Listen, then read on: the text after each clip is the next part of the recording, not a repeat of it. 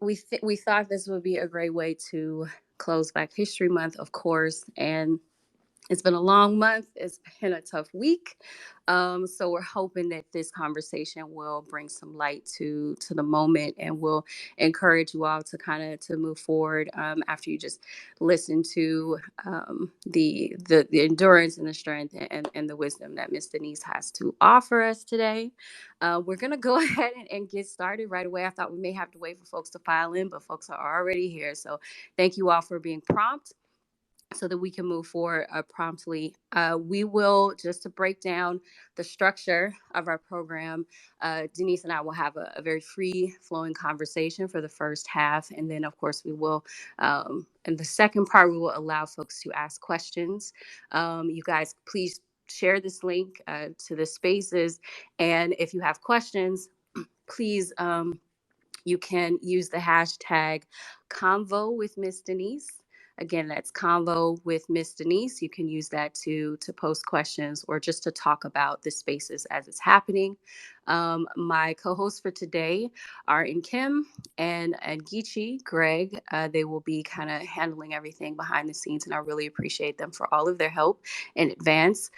Tiff is with us, but Tiff is traveling. She's still a part of the team, but she's here and she's listening in. So we're going to get ready to go.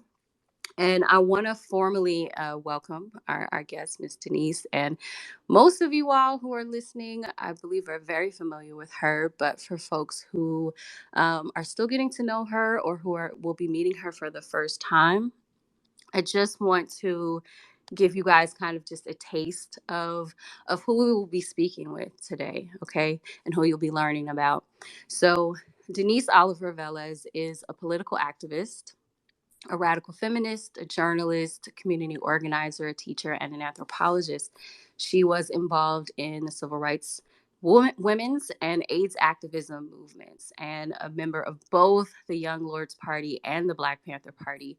She is also a fierce ally of Puerto Rico and posts often about their culture and their challenges, as well as those of the Caribbean community. Contributing editor for Daily Kos, Denise shares her love of music on Twitter, as well as her sharp and undeniable wisdom. If you have not seen Ms. Denise gather a soul or two on Twitter, trust me, you are missing out. Okay, it is like my favorite, one of my favorite features of this app. Is to watch her share her wisdom, and I know that myself and many of you all, we love to root her on and to support and even defend her in these moments. Now, Miss Denise, just to start us off, in an article that you wrote for Daily Kos in January 2020, you stated very firmly, I'm Black. I've been Black and proud to be Black my whole life. My parents raised me like that. They grew up as Negroes. They had to drink at water fountains labeled colored. They lived long enough to become Afro Americans and then African Americans.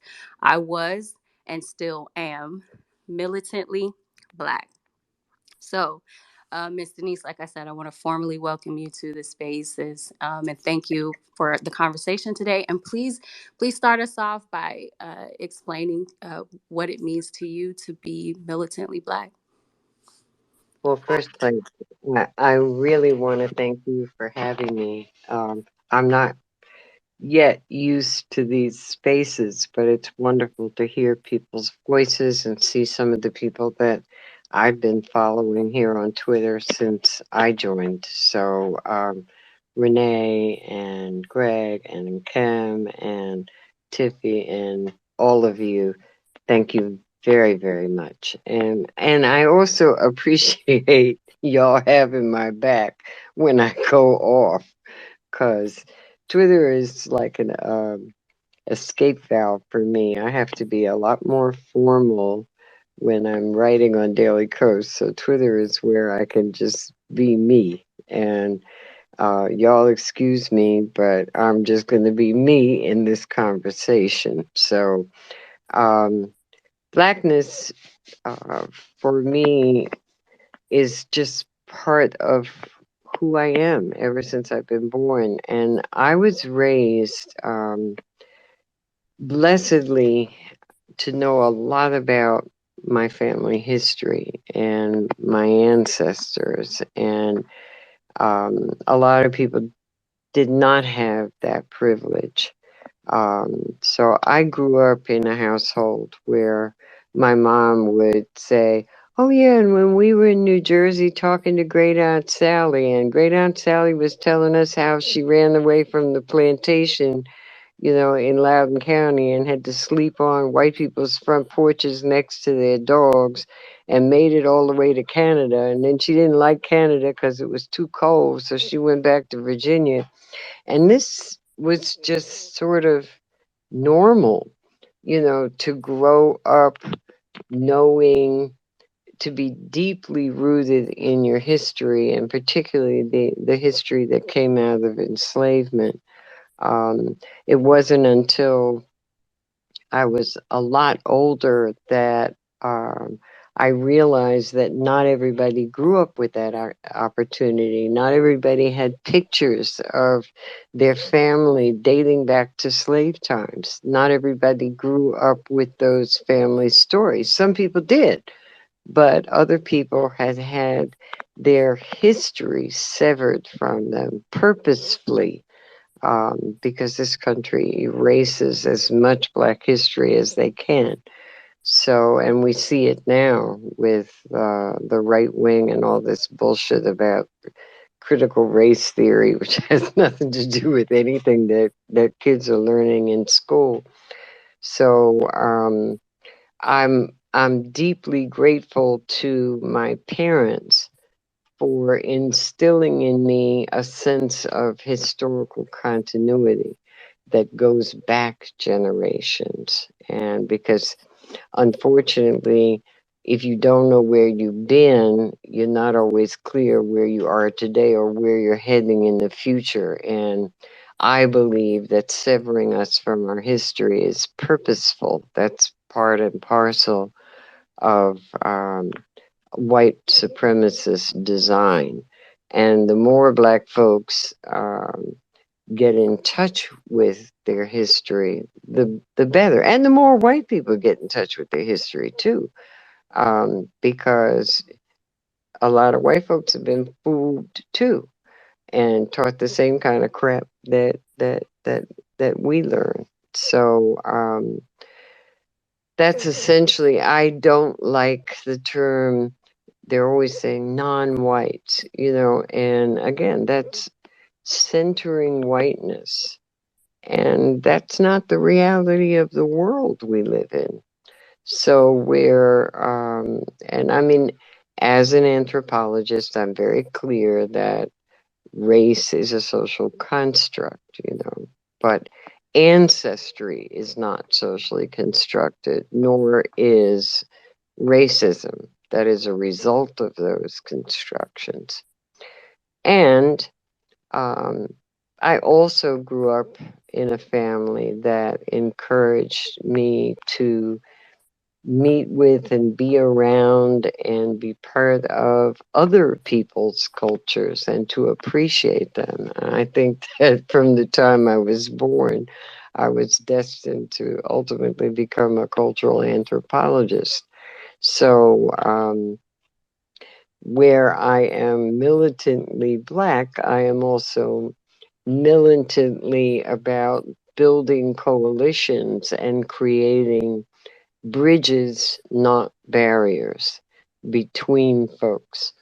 And I can say that I'm happy that over the many decades that I've been on the planet, that I've had the opportunity to spend time in multiple communities with many different kinds of people, both here in the United States and worldwide.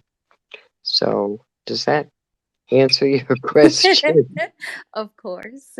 And as you're just kind of explaining history and knowing your history, the last couple of months, and we've talked about this, there have been a lot of heated conversations about who we are as people. And so because we're in this month, I'd love it if you could explain how you define or how you see our diaspora, and what are some of the common misconceptions that people have about our diaspora, if whether they're Black or not.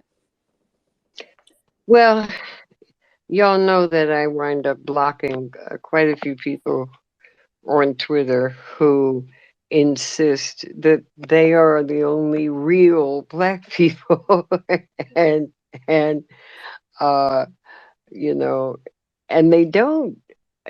Curiously enough, they don't relate to the African continent, which is our initial birthplace. And I have real problems with xenophobia directed toward black folks, in the Caribbean, in South and Central America, and even in Mexico, because that doesn't jive with historical reality.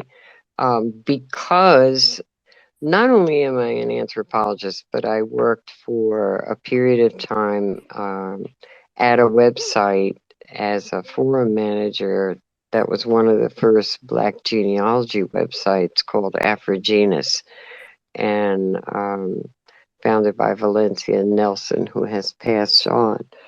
And one of the things in researching my own early family history in Virginia and North Carolina in particular, one of the things I learned about enslavement was that a large number of African enslaved people did not come to this country directly from the African continent or West Africa.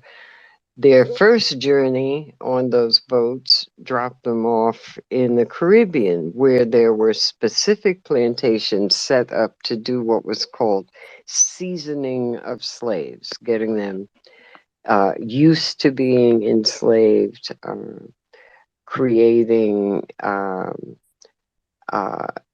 an ability to communicate with their slave holders, and then those seasoned slaves were purchased from those islands and brought to the United States. So all of those people rejecting the Caribbean, if they go back into their family history, they'll find that they have people who were seasoned in Barbados or in St. Vincent or wherever, or in Haiti. Um, and because I have also spent a lot of time researching Brazil, and spent time because of my religious persuasion. I spent time in Brazil, and unfortunately, we have this media image of Brazil as not being black, but it's the second largest black nation on the planet. And the largest number of enslaved people were taken there as well. So I don't care where your ancestors got dropped off on the boat. What's important to me is that we have um, that ancestry in common, that we have fighting and rebelling in common, but that we also have beauty and joy and music and dance and food and culture in common. Um, and it's not for me, just I'll say me. Am I still there? Because my phone did Yes, something weird. we can hear you Okay. perfectly. All right. Um, uh, it is not, I do not want us also to shape our entire psyche around the pain and the anger and the suffering of enslavement. And yes, that plays a major role in our lives because that's why we're here. And that's why we ended up with having to cope with systemic racism. But we also have to look at what we have brought to this country. American blah blah culture, hi, music, dance, poetry. Um, there is nothing more black than American music, and that includes cowboy songs. And it was funny. I was in a conversation with a gentleman in Europe who uh, had a lot to do with La Scala, and he said to me, I really want to talk to you about the great classical music from the United States. And I rolled my eyes because I am not like a classical music scholar. And I was waiting for him, the shoe to drop, who he was going to name. He said, the great Duke Ellington, you know. So if even in Europe and other parts of the world look at what our gifts to the world are, we should be proud of those things. And we should encourage our younger folks to be cognizant and aware of that history. I was teaching at SUNY New Paltz, and I remember sitting in a class. I was teaching a course called Women of the Caribbean, which I designed.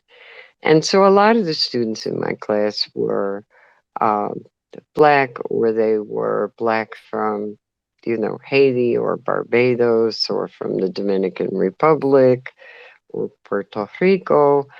And I remember saying something about Nina Simone, and they all looked at me like, who? You know, and I was kind of stunned. I took it for granted that everybody knew who Nina Simone was, but unfortunately, we aren't even passing down important figures in our musical heritage, which, of course, Nina Simone crosses borders because she was also amazingly proud and militant and political. A lot of our young people don't know anything about Paul Robeson. They don't know anything about Josh White. They don't know who Leon Bibb was, and these are or Odetta.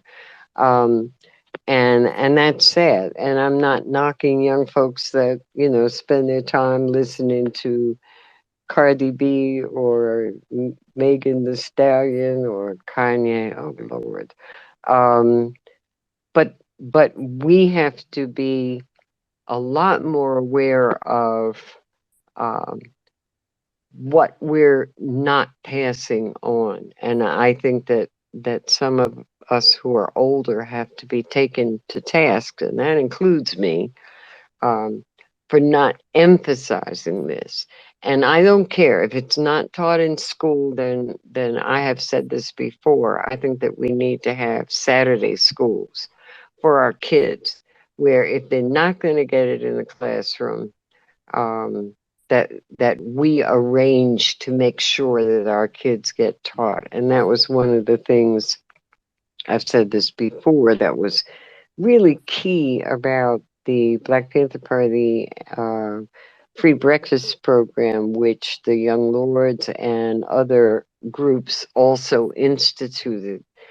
And we weren't just feeding children, we were feeding their minds. We were passing on Black history. We were passing on the concept of fighting back and political struggle. Those things go hand in hand. So um, that's kind of, where I'm coming from about that.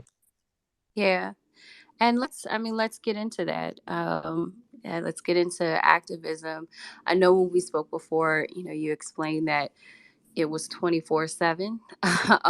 And so I want you to kind of describe for us what maybe a day in the life of an activist during that time, kind of was, and what it kind of felt like to work, both in the Young Lords Party and the Black Panther Party, and probably to another extent, what it felt like to be a Black woman in both of those movements. Um, yeah, I remember, again, students in my class saying to me, so, what kind of grants did you get to found your organization? And I was like, uh, we were not funded by grants. We didn't have corporate support. And we also, and there are criticisms of some of this too, there are downsides to it. But when I was part of the Young Lords Party, you did not go to work. You did not go to school. I had to make a decision to leave where I was in school at the time because we said, you were a Young Lord 25 hours a day. And that was not a joke. A lot of people join organizations and they go to a meeting maybe once a week or maybe once a month, and they get together to have a demonstration or do whatever. Um, but this was seriously leaving the rest of your life behind and making a commitment to not only be 24 hours a day part of the party, but to make a commitment that you knew that it could potentially wind up in you being either dead or incarcerated for the rest of your life. And you had to take that very seriously. It was no joke. Um, so, but now the way it's kind of portrayed disturbs me a little bit because there is a sort of uh, luster to the idea of, committed down revolutionaries. And that sounds right on. And people have seen movies, most recently, the one that supposedly about Fred Hampton and other things. Most of the day in, day out work was a grind. And it was not glamorous, it was not glorious. And you got up, what was a day in a life for me? You got up, we lived collectively in apartments called pads, and we ate collectively because there wasn't a whole lot of money to go around.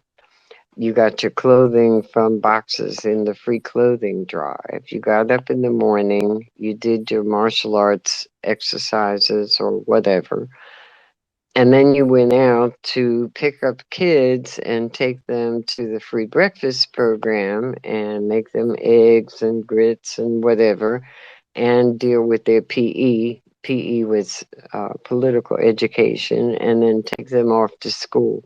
Then you stop by the office, picked up 100 papers because our economic support came basically from the sale of the newspaper, and you had a quota, and you went out and you went to your favorite corner and stood there and sold the paper. And if you weren't selling many, maybe you moved someplace else. I had a favorite corner, and when I was in the Lords to sell my paper, and I hooked up with friends of mine in the Panther Party because we were all in Harlem together.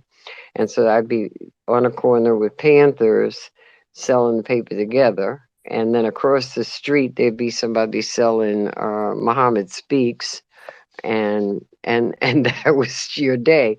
Then you went back to the office, and you may have another program that you were involved in, depending on the ministry you were in. Ministry meaning that developed, we were structured like a paramilitary organization. So you had a central committee, and then you had officers like lieutenants, and then you had cadre, and then you had community workers who were not full members, but also took on certain kinds of tasks. So if you were in the education ministry, maybe what you were doing was pulling together a group of people in the community and teaching history and teaching politics. If you were in the health ministry, you were out doing whatever the health program that we were dedicated to. So for a period of time, we tested every single child in East Harlem for lead poisoning. Had to take urines, then we had to go back and draw bloods. Or it was a program that was dealing with tuberculosis testing. Ultimately, that we were organizing with hospital workers and community people. And there's that film that's available now free on the New York Times website, which shows the takeover of Lincoln Hospital. Um, there were other programs. The Lords and the Panthers operated a housing coalition and organizing tenants to deal with slumlords. There were other programs, whatever the issues were that people in the community defined.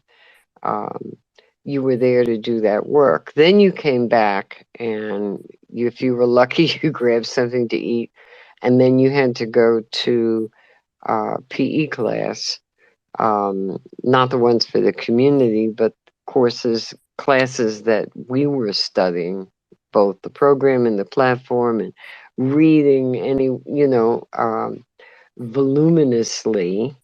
And you have to also remember that we had people that joined the party who didn't read or write well because how terrible the school system is in New York. So some people were actually learning to read and write while they were also dealing with some pretty, esoteric subjects.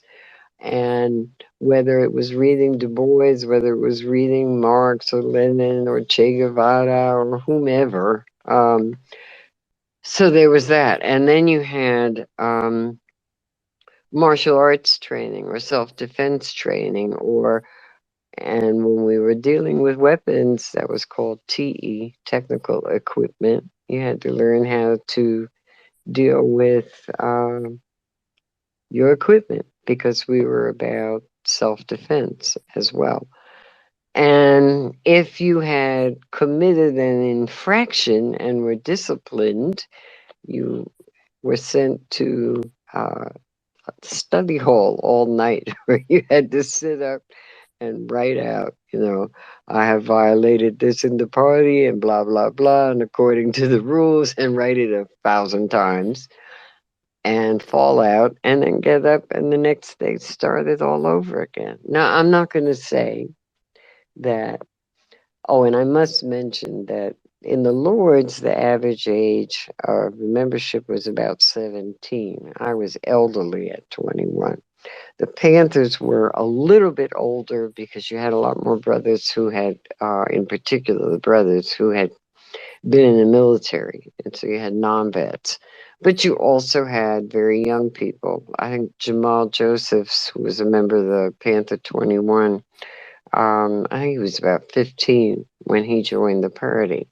And he had two young brothers, Kim and Mark, who were around the same age. So this is, when you think about it, this is pretty astounding. Our youngest Lloyd was a young brother whose mom was in the party, but he became a full-time Lord, and Augie was 12 years old. He could sell some papers, and he could sit down and run down to you everything that he learned in PE classes. Um, so this went on 7 days a week. Now, did we ever have fun? Yes. You know, sometimes we threw street benefits and or film showings out in the street and blocked off a street, and local Latin bands or other kinds of groups would come and play, and we would dance. Um, we had relationships. You were not allowed to have a relationship with someone who, we're young people. The hormones are flowing too. You could not have a relationship with somebody who was not in the party. Um, and that created divorces and separations and things.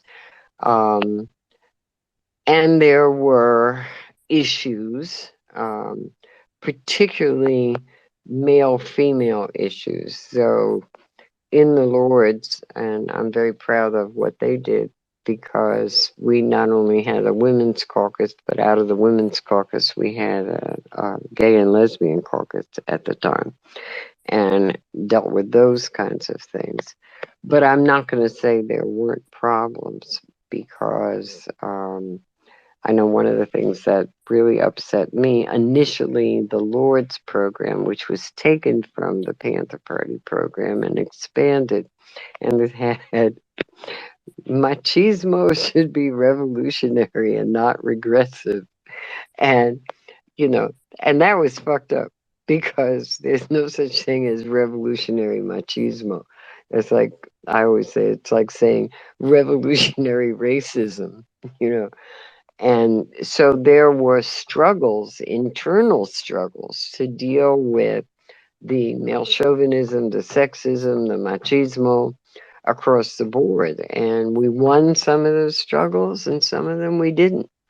Um, you have to remember, we're talking about the late 60s and the early 70s. At that time, the feminist movement was getting started, but we had issues with movements that were also not dealing with racism.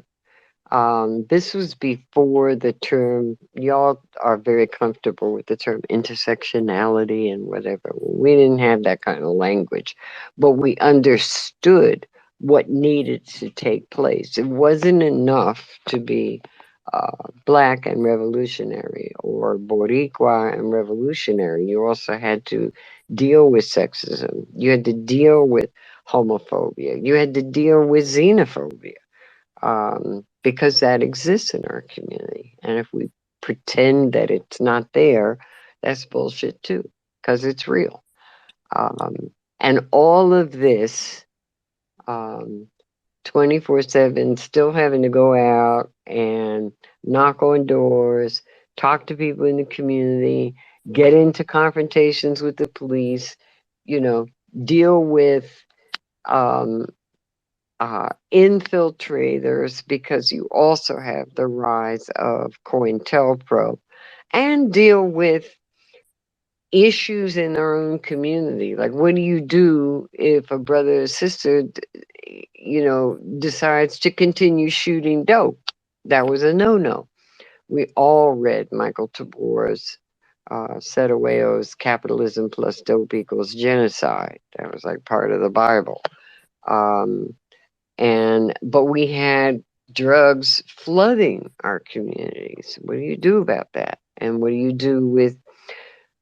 We ended up taking decatos, or addicts, who came into the party out to a doctor's house out on Staten Island and detox them. Um, and that was rough. Um, when I came into the party, I came in with a significant other who was a former heroin addict, and he relapsed and was put on probation for a period of time. And the second time he relapsed, I had to report him to the body and stand up and vote for him to be expelled. And this was very difficult. Um, but the party came first before personal relationships. So, again, I don't think people have a sense of what the day to day sort of routine was, um, during that period of time. And it created also significant burnout. Um, Ultimately, for me, I think it was in 71 was when I ended up having to go underground for a period of time and being hunted, and some of my comrades that also went under were murdered by the police. And I think it was in 73 when I got busted, got ratted out by somebody. uh, I won't go into that. And and then it was about um, a, attempting to deal with the stressors, their mental health issues that a lot of people had coming out of this intense period of stress. I call it post revolutionary stress disorder, because we were at war, no different than people who went to Vietnam and came back with PTSD. Um, and yet you couldn't show up and say, "Hi, I was underground in the Black Liberation Army, and I'm really stressed out. I need help." Because you can talk about any of this stuff at all. Because you start talking about it, you don't know who you're talking to, and you wind up in jail. So, I mean, it's so fascinating because I think that a lot of us understand that you all made incredible sacrifices, for us and for our betterment. But like you said, people really don't understand. And actually, an example of that, what was it, yesterday? I think you were. triggered on the timeline by a post from I believe she's a councilwoman in Harlem who was speaking Oh, about Russia, everything that's going on with Russia and Ukraine right now, and you responded to her, and we supported you, and because you kind of got her together. But she called you to remember a time when you did travel with the Black Panther Party to the Republic of Congo. So do you want to just give us just explain to us what that visit was like, and what it how it ended, because it ended with a threat to you all. yeah. When I saw her, spewing, embracing this Russia, I don't even know what's wrong with some of these people who call themselves progressives. And I said it. They act like they're in some kind of time warp, in some kind of bubble where there was still the Soviet Union, the USSR, you know, communist heaven, which wasn't such heaven, but that's a whole nother history. And I um, went from the Panther branch in Harlem. I got a call from Algeria and with orders to report to Algiers. But that was where the international section of the Black Panther Party was located. Actually, in an embassy building that the North Vietnamese gave the party. And the United States had no diplomatic relationships with Algeria at the time. So the Panthers were actually like the American embassy in Algiers. And I don't think people have a sense of what that was like. And I certainly didn't, but I was told, be in Algiers, go to France first, and someone will meet you and give you a ticket to go on to Algiers. So that's what I did. And when I got to Algiers, and met the people that were running the international section, and that includes Eldridge and Kathleen Cleaver and Donald Cox, who was DC, who was field marshal, and Setawayo from Harlem was already there. He had jumped bail for the 21 and made his way to Algeria. So I spent some time there, and while I was there, um, the Panthers were invited to a global sort of socialist conference in the People's Republic of the Congo. And for those of you who are not aware of a lot of African political history, um, they formed the first socialist government in Africa. They had been originally the French Congo and Congo Brazzaville. Um, but the Central Committee was very interesting. The president, Marion Ngwabi, and some of the other members of the Central Committee had actually spent time in the United States. A couple of them went to San Francisco State.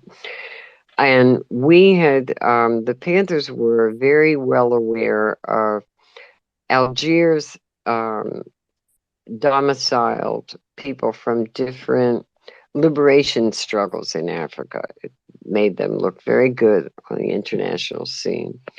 MPLA, PAIGC, ZAPU, ZANU, FRELIMO, you name these different revolutionary organizations who were fighting liberation struggles in Africa, and who had very little money.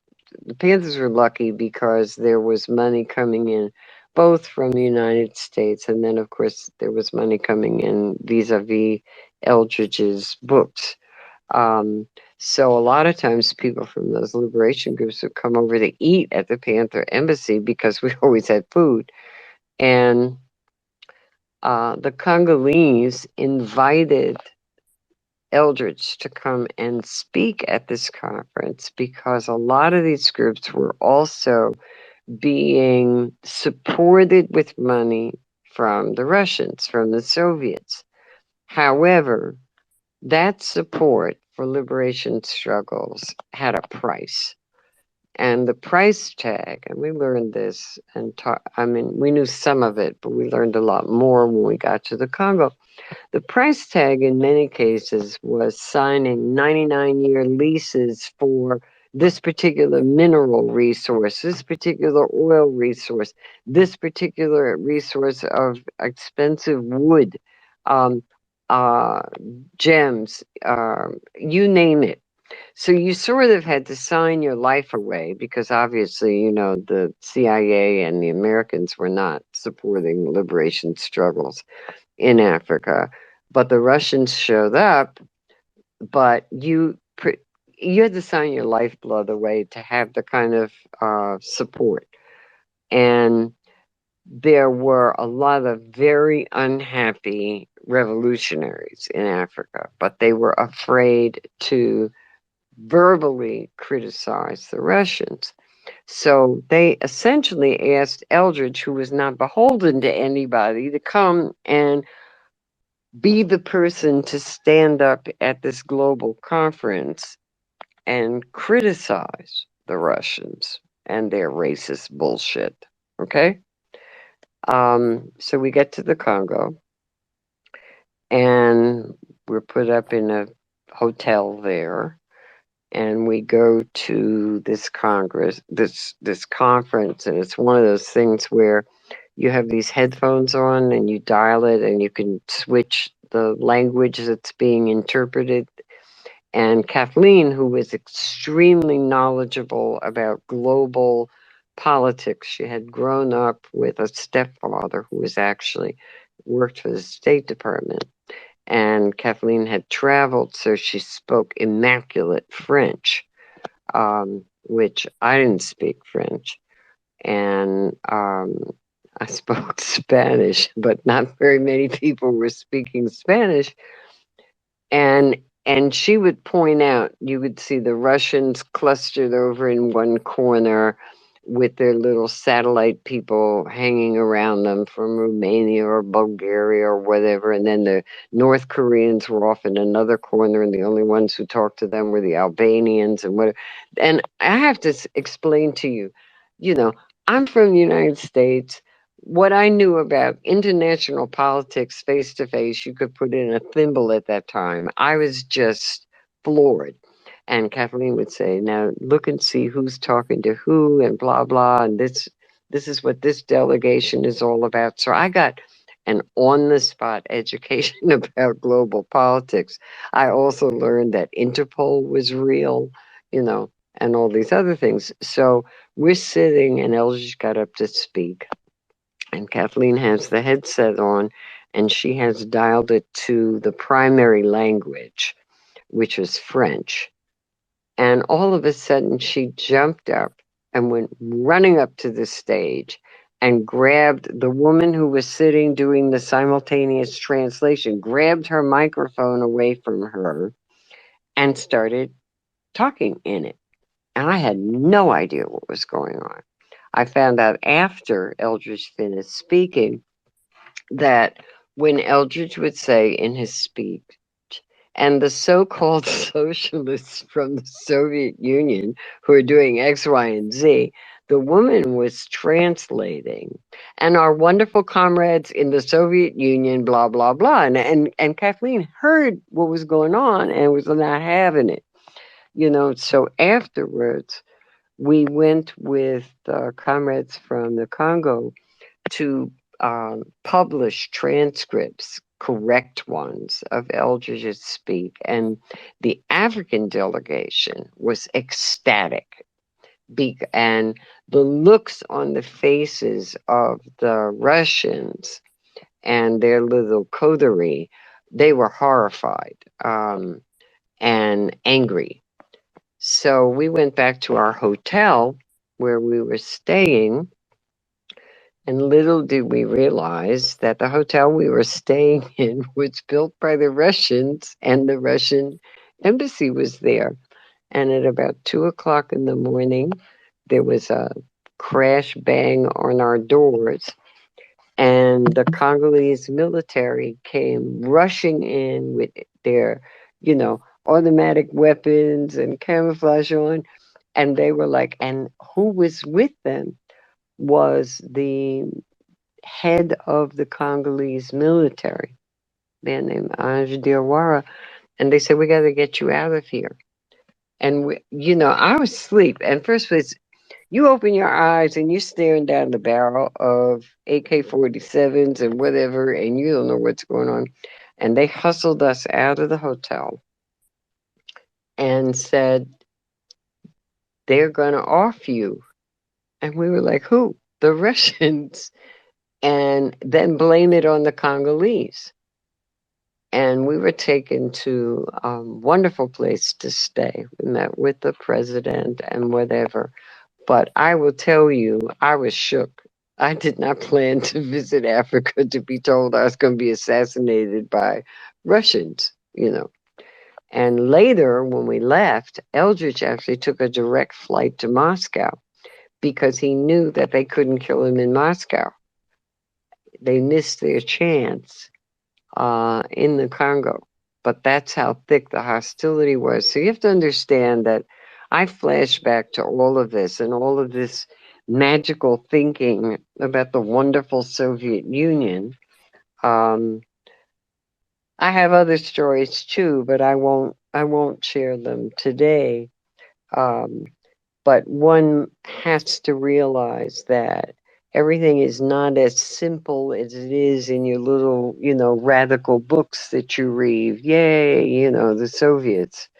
Um, and it was a real eye opener for me. To be very honest, when I found out, oh, they want to assassinate you, I wanted to go home.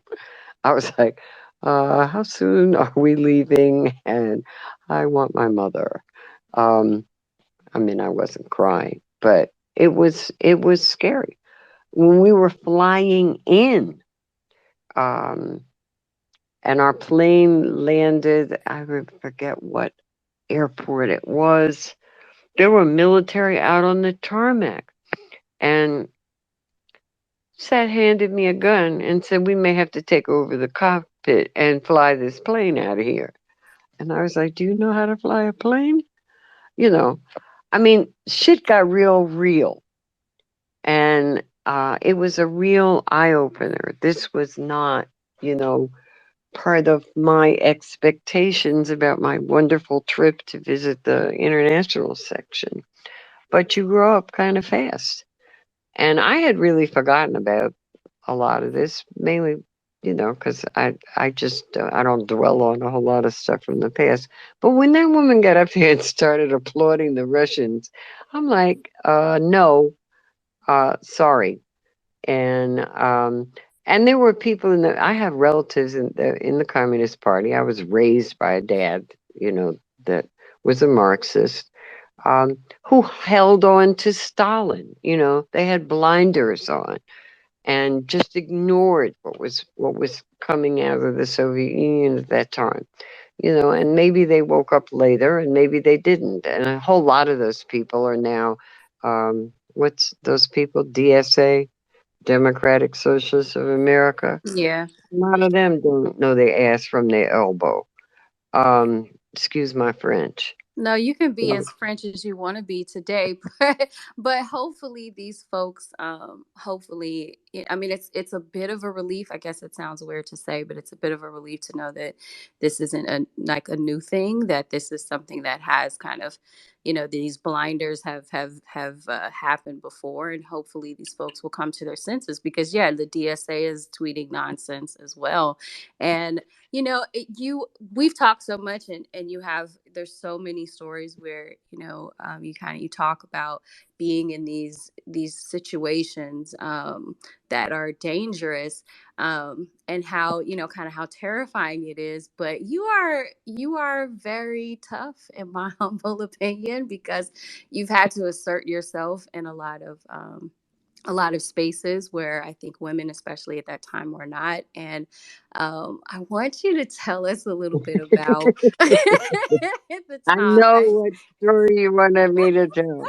I will Yes. tell it. Okay, because this is one of my favorite stories that I literally just learned about. I always feel like I'm learning something new about you, but this time when you had to assert yourself as a woman within a movement. And that's all I'm going to say. And I'm going to allow you to take it from there. All right. So I mentioned earlier that we're young and you hook up with somebody and that's your significant other. But if you're not hooked up with somebody, and you're living in these pads. Now, I was lucky in the Lord's, the pad that I lived in, it was all sisters. You when I walked across town and joined the Panther Party, I was in a mixed gender pad. There were beds in there, and whoever got in first got into the bed, and whoever came in later got into the bed, and it didn't make a difference. You're so damn tired, you're going to sleep. But we were on high alert all the time.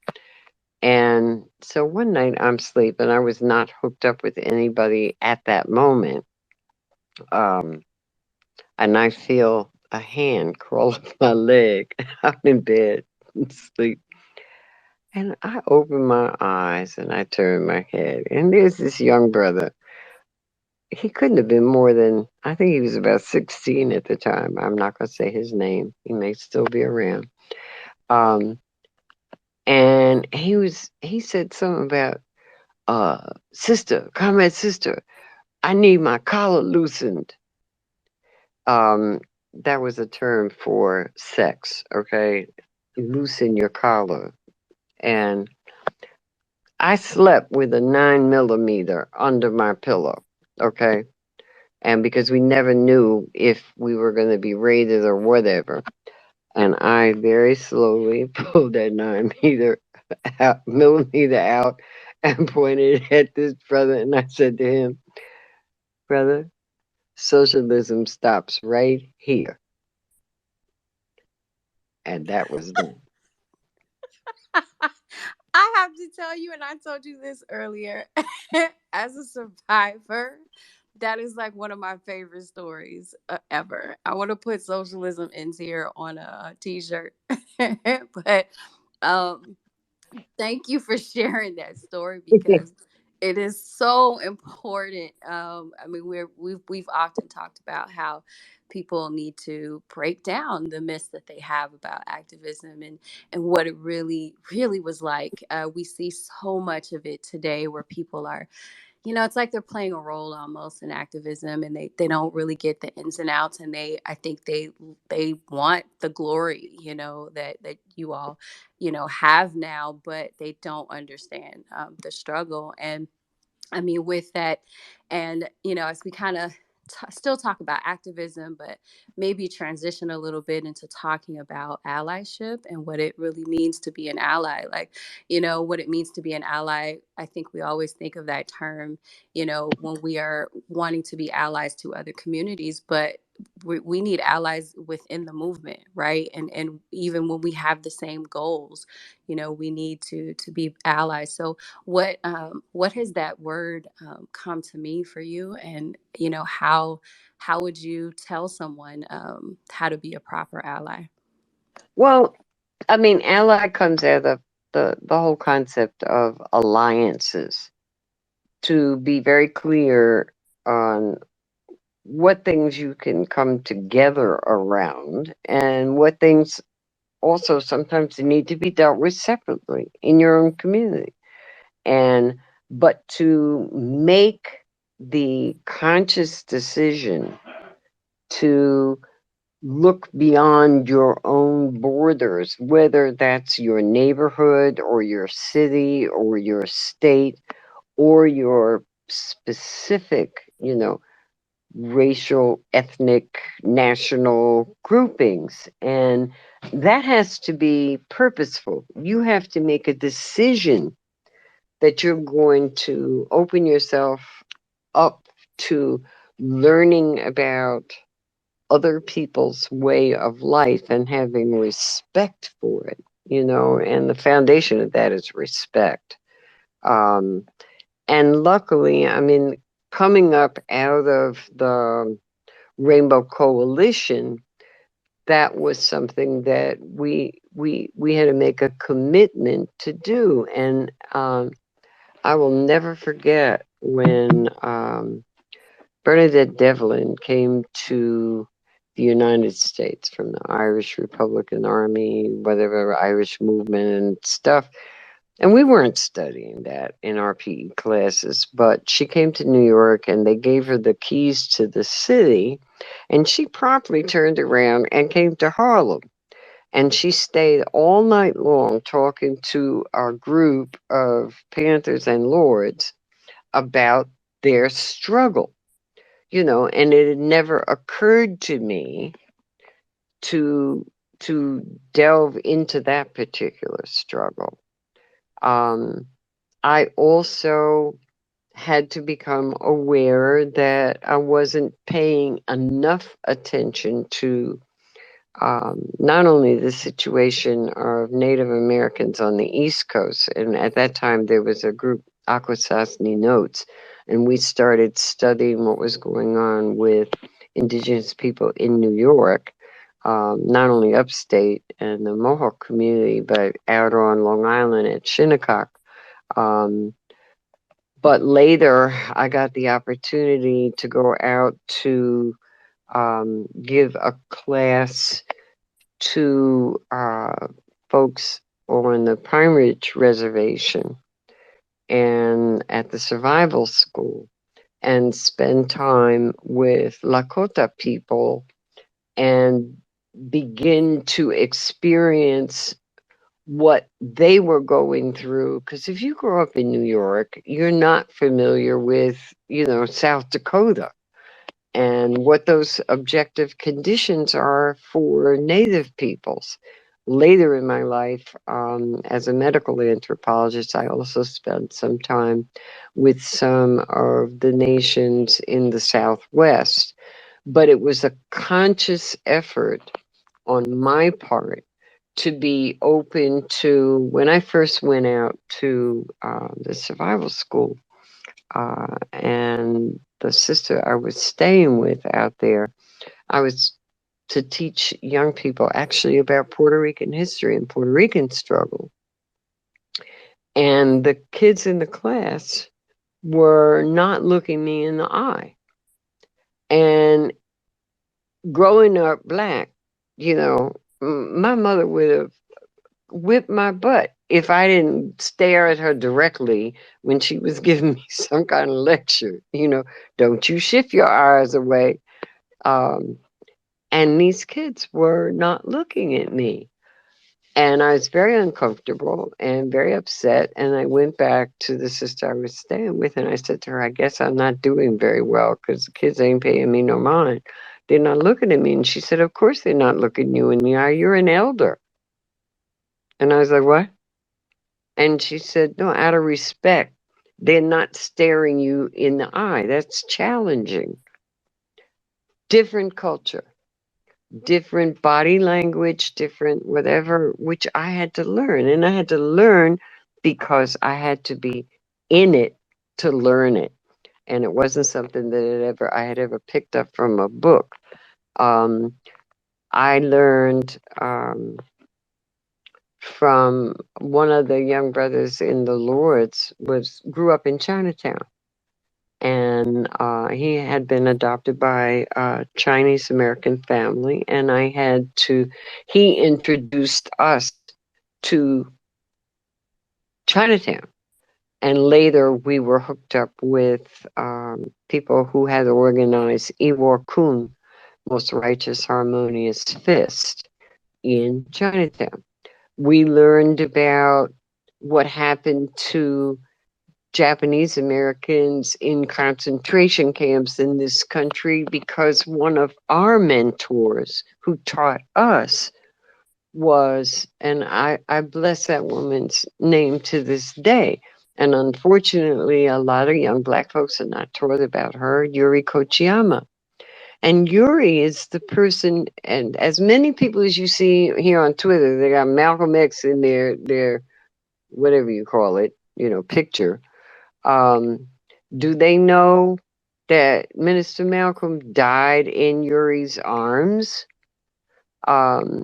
And she had been um, put into an internment camp on the West Coast as a young person. And if it wasn't for Uri, I don't think we would have been paying much attention to, you know, in the Lords, a lot of the focus was on Afro-Taino history, and in the Black Panther Party, a lot of the emphasis was on Black history. But why not? If you're going to build coalitions, you need to actually make those efforts to do that kind of learning. I didn't know much about Appalachian whites, and it's not Appalachia, it's Appalachia. Um, but the Patriot Party, Preacher Man, Turco, and whatever were part of that Rainbow Coalition. It is possible to build coalitions with poor white folks. You know, no matter what you're taught, um, Trumpers and this and that and the other, um, don't write people off. And I am, adamantly anti-racist. I don't want them around me or whatever. But if I make the assumption that every single white person in this country is impossible to reach, that's bullshit. Um, Luckily for me, I had a grandmother sitting in my house who was from White Bread, Kansas, and whose family scratched her out of the family Bible when she married a black man. She was the person who said to me, you don't know what them white people be talking about when you're not there. You know, she was a staunch anti-racist. But I was like, well, if she could exist, there must be other folks like her. Um, we have to hold our own, stand our ground as black folks, but we also have to work very hard.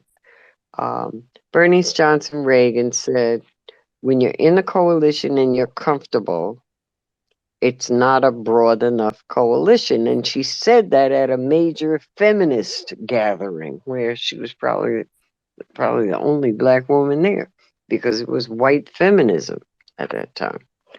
And so where you go with it at Daily Coast, where I write and I blog, and I've been there since 2008, and it is predominantly white. There is a subgroup at Daily Coast called Black Coast. And I wish some folks listening would come over and join. We're there twice a week at 5 o'clock, Tuesdays and Fridays. And as a result of Black Coast staying there, not going off and being a separate Black blog, there are white folks who have come and they have been there with us over the years. And in fact, some of them get attacked. People see that they're in black coats all the time and assume that they're black people, but they're not. Um, and they learn, and they also learn to listen. Um, and that's a learning that a lot of white folks need to learn how to sit down and listen. And the idea of anybody black leading them makes some folks uncomfortable. Well, you know what? Deal with it. Um, so there are two sides to this. It's not easy building alliances because they're uncomfortable some of the time.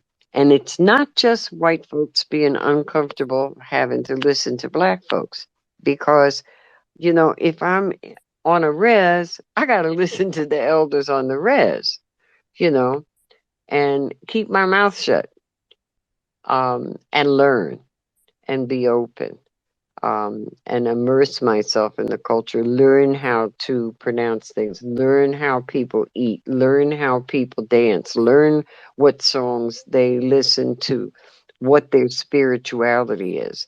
And that's another thing I want to go off about.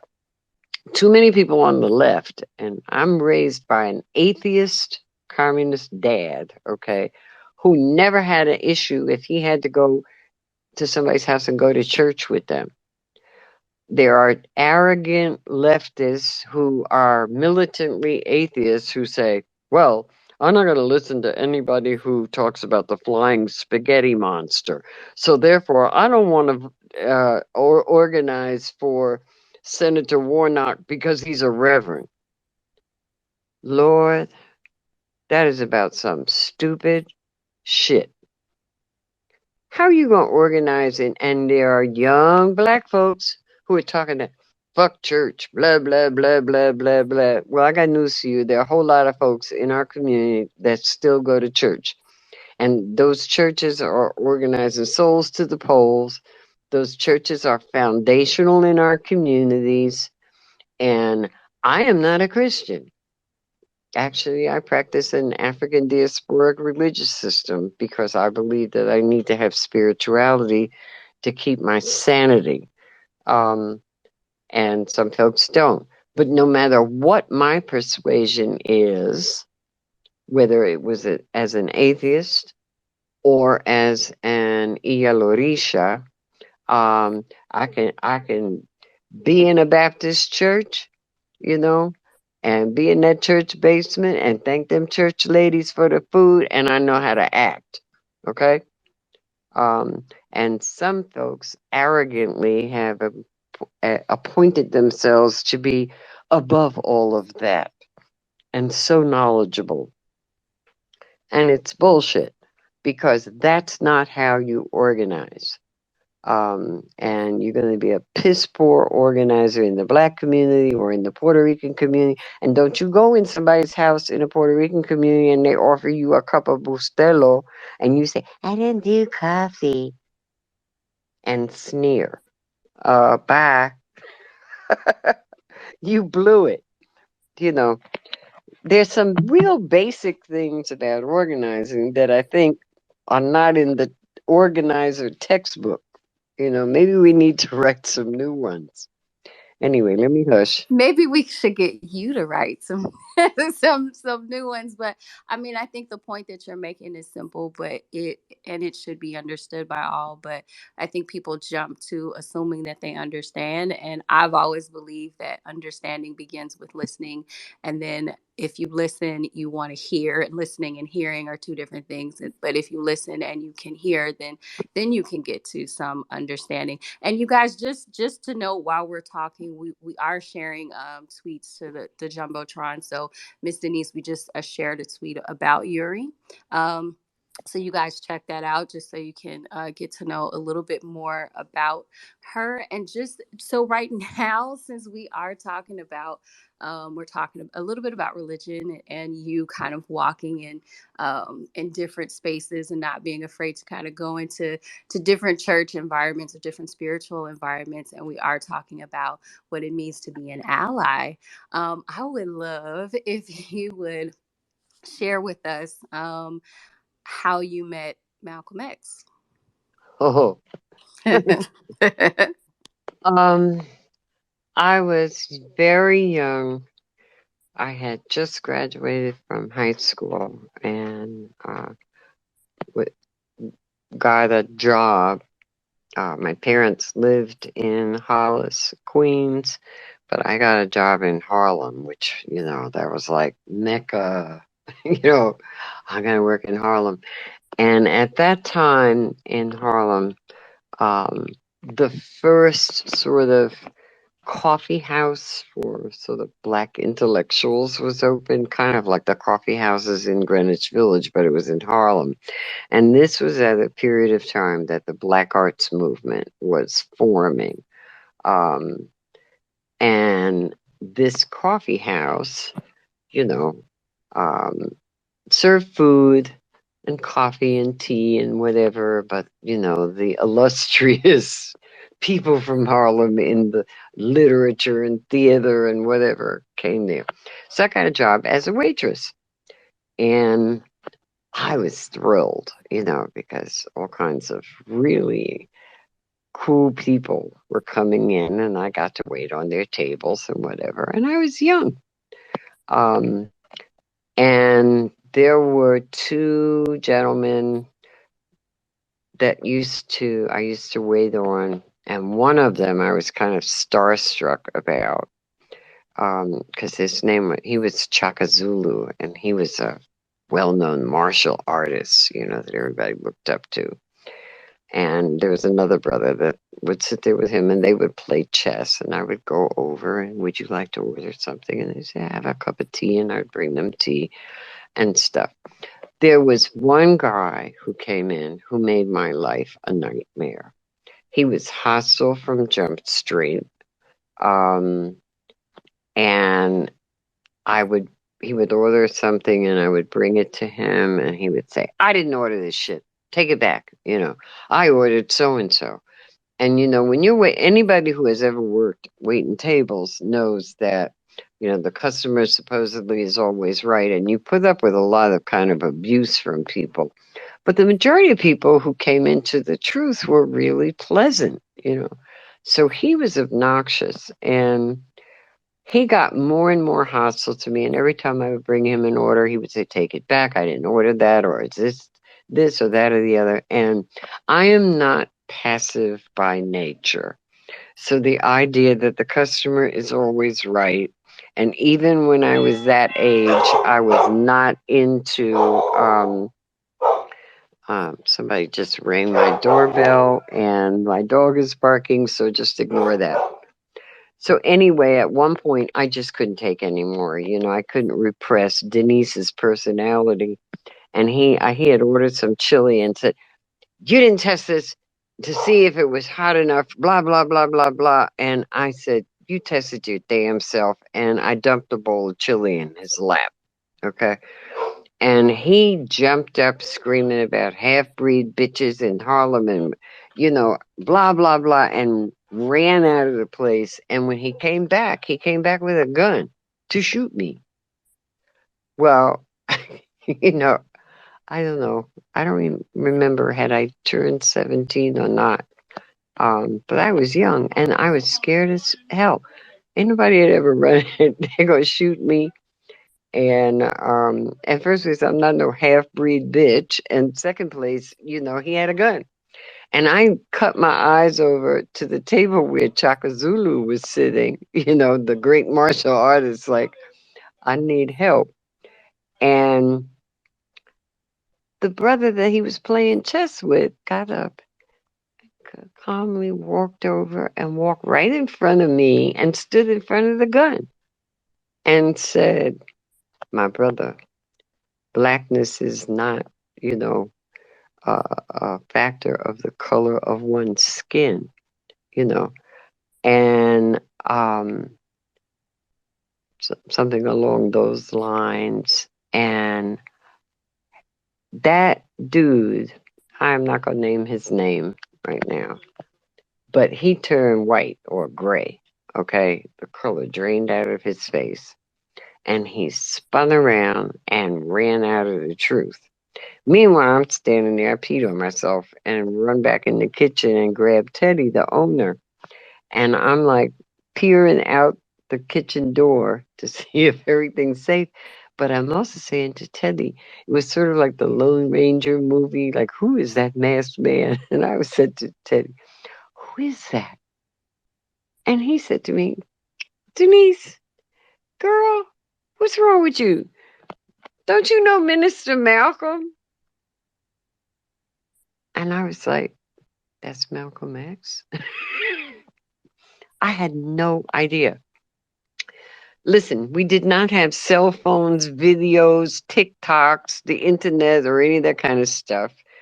And I knew who Malcolm X was because I had friends that had joined the nation and they were always talking about Malcolm X, but I had never really seen him.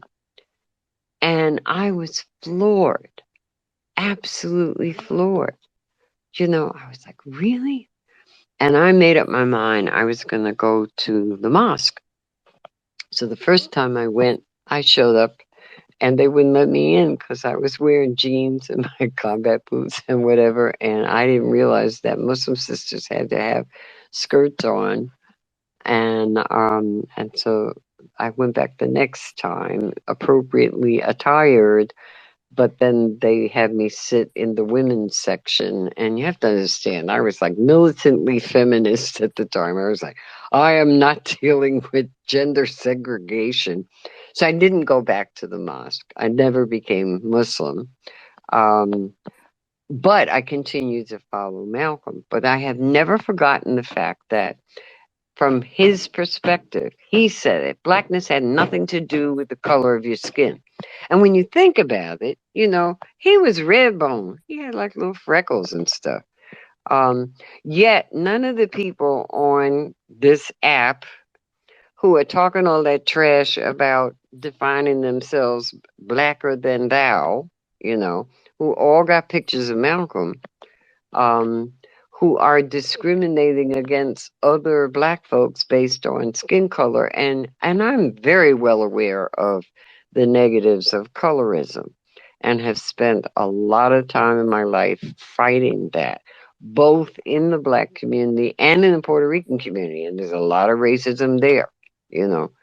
And but if you understand the history of breeding of slaves and raping of women and creating these mulatto barrier groups, to control people. It's all part of the construction of systemic racism, how you control people. And we have to be extremely careful, you know. I mean, I had somebody come on and call me a white supremacist the other day. I had to laugh, you know. Okay, whatever, blocked. Um, and people see my name, Oliver-Velez, and they like, what are you Puerto Ricans doing talking about black issues? I'm like, honey, let me show you pictures of my family. I have not, no tengo ni un chipitín de sangre boricua. I don't have one drop of Puerto Rican ancestry, you know. Um, but that doesn't mean somebody said, why are you dealing with Puerto Rican issues? And my answer to that is, why not? Plain and simple. I spent years in the Puerto Rican community and very comfortable. I'm married to a black Puerto Rican, and those are issues that are important to me as well. It doesn't negate, and fighting racism there is just as important as fighting racism here, you know. Um, However, we have to be real, real careful about this,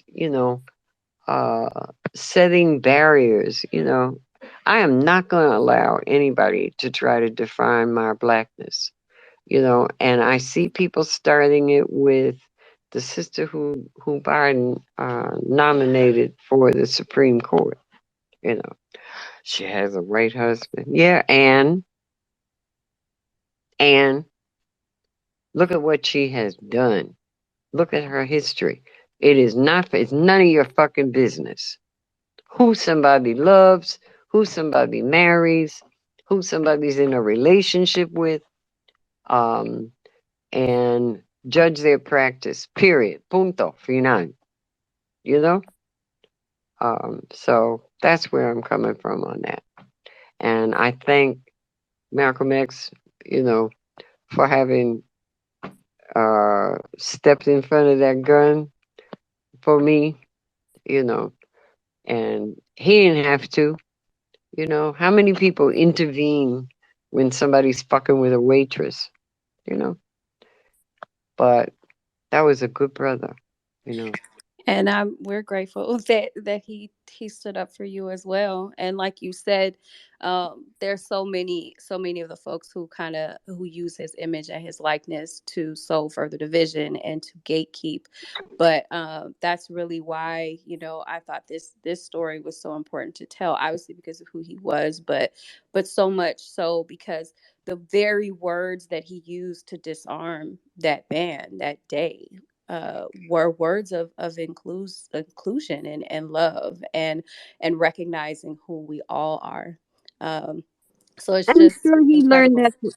I'm sure he learned that from his own experience, and actually, when he split from Elijah Muhammad, um, later who followed him, uh, were I know some of you have probably seen the bochinche, the gossip about Elijah Muhammad having sired his children on some white secretary, right? And that's not true because that was my ex roommate's sister. Okay, they light skinned from Boston, right? and the mother of the prophet's children and her brother were both in the nation, and they left to follow Malcolm. Um, but I mean, I'm not saying Elijah Muhammad was correct to have been screwing around with uh, people that work for him and whatever. But that's a whole nother long conversation that I don't want to go into. However, we have got to be so careful that in the process of anointing ourselves as organizers, you know, that we don't elite ourselves out of competition, that we don't disorganize more than we are organizing and forcing people apart rather than bringing people together. And that doesn't mean that you bite your tongue, because you know I am not known for biting my tongue when you see bullshit. But you have to be really careful and think about it first and determine that it is bullshit. Um, and you call it out, you know, when you see it. And you stick to your guns. And more people are coming to me. How dare you be a Democrat and blah blah blah? What kind of you're a corporatist something or other? They got all this rhetoric and whatever. I am a pragmatic revolutionary. Period. And pragmatism means that you organize, you get take to the streets, you do whatever you got to do, but you also vote. Okay. And right now we have two options. You're a Republican or a Democrat. You waste your votes on anybody else, and we wind up with all those motherfuckers that are on the Supreme Court that are there now. You know, period. Absolutely. And if we stay closed minded, then we won't, be able to even reach, even beyond, I think, our country. I remember when we spoke a bit before, you mentioned that there were chapters of the Black Panther Party in Israel and in the UK, and I had no idea about that. Can you tell us, like, how you kind of came to know about those chapters? Well, we have again, we fall into these very rigid determinants of what things are. So I had to, again, thanks to the international section of the party, learn that there were various factions and groups and things in Israel. You know, because we kind of talk about Israel bad, you know, Palestinians good, and whatever, and see Israel as this homogenous place. I was lucky to have grown up in a neighborhood where there were Orthodox Jews, and I learned something about Hasidim and spoke Yiddish as a little kid. But I didn't understand about Mizrahi Jews. I didn't understand about Sephardim. And there were young people at a time when synagogues in Israel were segregated who saw the Black Panther Party as an image of what they wanted to fight for in Israel, you know, intra-Israeli politics rather than looking at them from the outside. And they modeled themselves on the Panthers. And you never hear that brought up. I've written about them. Um, it was because of being able to travel when I headed the Black Filmmaker Foundation later in my life and going to England and being taken by our host to Brixton.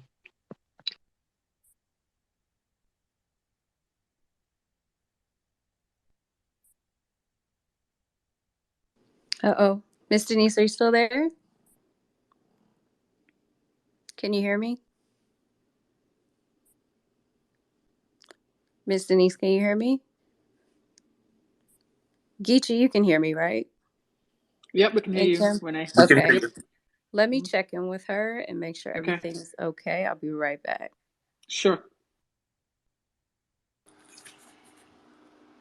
This has been good so far. I'm really, really, really proud of this conversation. I've learned so much more about people I did not know about. What about you, Nakim? It's been fascinating and so educative. It's been fantastic, and I just want to continue hearing more about what Mr. Denise has to say. Same, basically. Absolutely. There are some of these figures that I did not know. I feel like I'm an astute and I'm studied and I'm educated. Like there were figures that she spoke about, especially the Yuri person I did not know about. And that Congolese story, oh my God, I would have shit myself. That Malcolm X story was off the charts. I couldn't even imagine what I would do if if somebody put a gun to my face Exactly. in a restaurant. So that's insane. It's crazy. So it's been really great.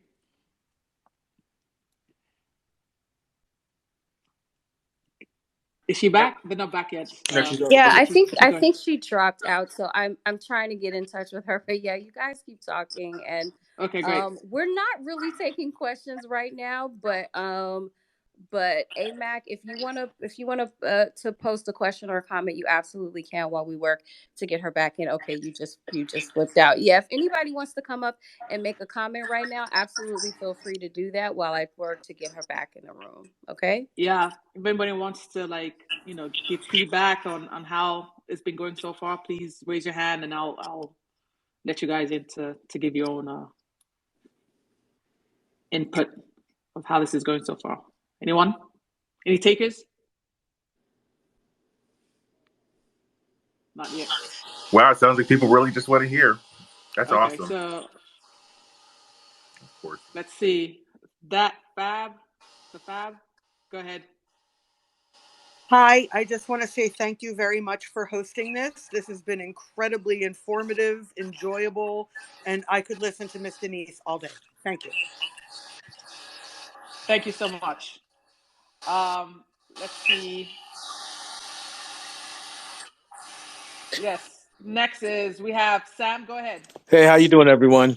I'm really enjoying this conversation immensely. What was touched on slightly, and I don't think really gets talked about enough is the colorism and the separation of our people, and we are all definitely descendants of Africans.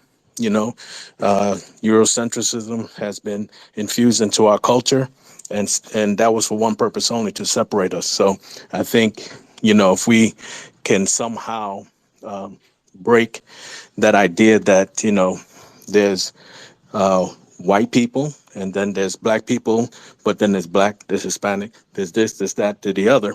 Is just meant to separate us. If we could break that, we'd have so much more power, and we'd have much more ability to organize and get things done for our communities. That's pretty much what I want to say. Thank you. Thanks, Sam. We'll take one more and then we'll go to Renee. The Cuban unicorn. Are you? Go ahead. Okay. I think they're trying to connect still. So I'm back. go ahead. Go ahead. No, I apologize. I don't know what happened, why I got bumped off. Oh, Oh, okay. that's Okay. Mr. okay. Denise is But back. yeah, Okay. no, I'm welcome. so sorry. Go ahead. Go ahead, Renee. Take it over. Yeah, go. Yeah, well, Everybody else will glad speak that later. we got you back, and yeah, let's keep the conversation moving. In the meantime, we were just having folks kind of come up and talk about how much they were enjoying the conversation so far, and you were telling us, I believe, about the Black Panther chapter in the UK and in Israel. So none of that. I don't remember. I don't know when I got cut off. You got cut off, I think, around when you were just kind of explaining how they have modeled their program and their advocacy after the Black Panther chapter in America. Right. They were not, to be really honest, because they were faced with discrimination in Israel for being not Ashkenazi, and being part of Judaism. Many of people whose ancestors had been in that part of the world since, biblical times. I, again, had to learn that my assumptions about Israel were not, they weren't based on reality. And it was really shocking to me to find out, some of the internal pressures. And I didn't mention, a number of years later, I had a roommate who was a Sabra. She grew up on kibbutz, and she was a non-Ashkenazi Jew, and she talked a lot about, internal pressures in Israel and organizing that was going on, and people should just, all you got to do is Google Black Panthers of Israel, and it'll come up. And the same is true for England. People saw what the Black Panther Party was doing here, and also saw what the Black Panther Party was doing internationally, and adapted or adopted a lot of those, not taking it whole cloth and just trying to emulate everything Panthers were doing, but adapting it to their own particular political situation where they were located geographically. And people should know something about the Brixton riots.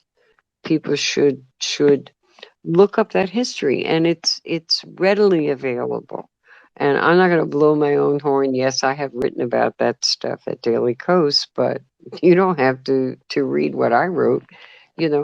Go do the research for yourselves and look at struggles against racism in places other than your own backyard. And that doesn't mean that you spend your whole life becoming an internationalist or whatever.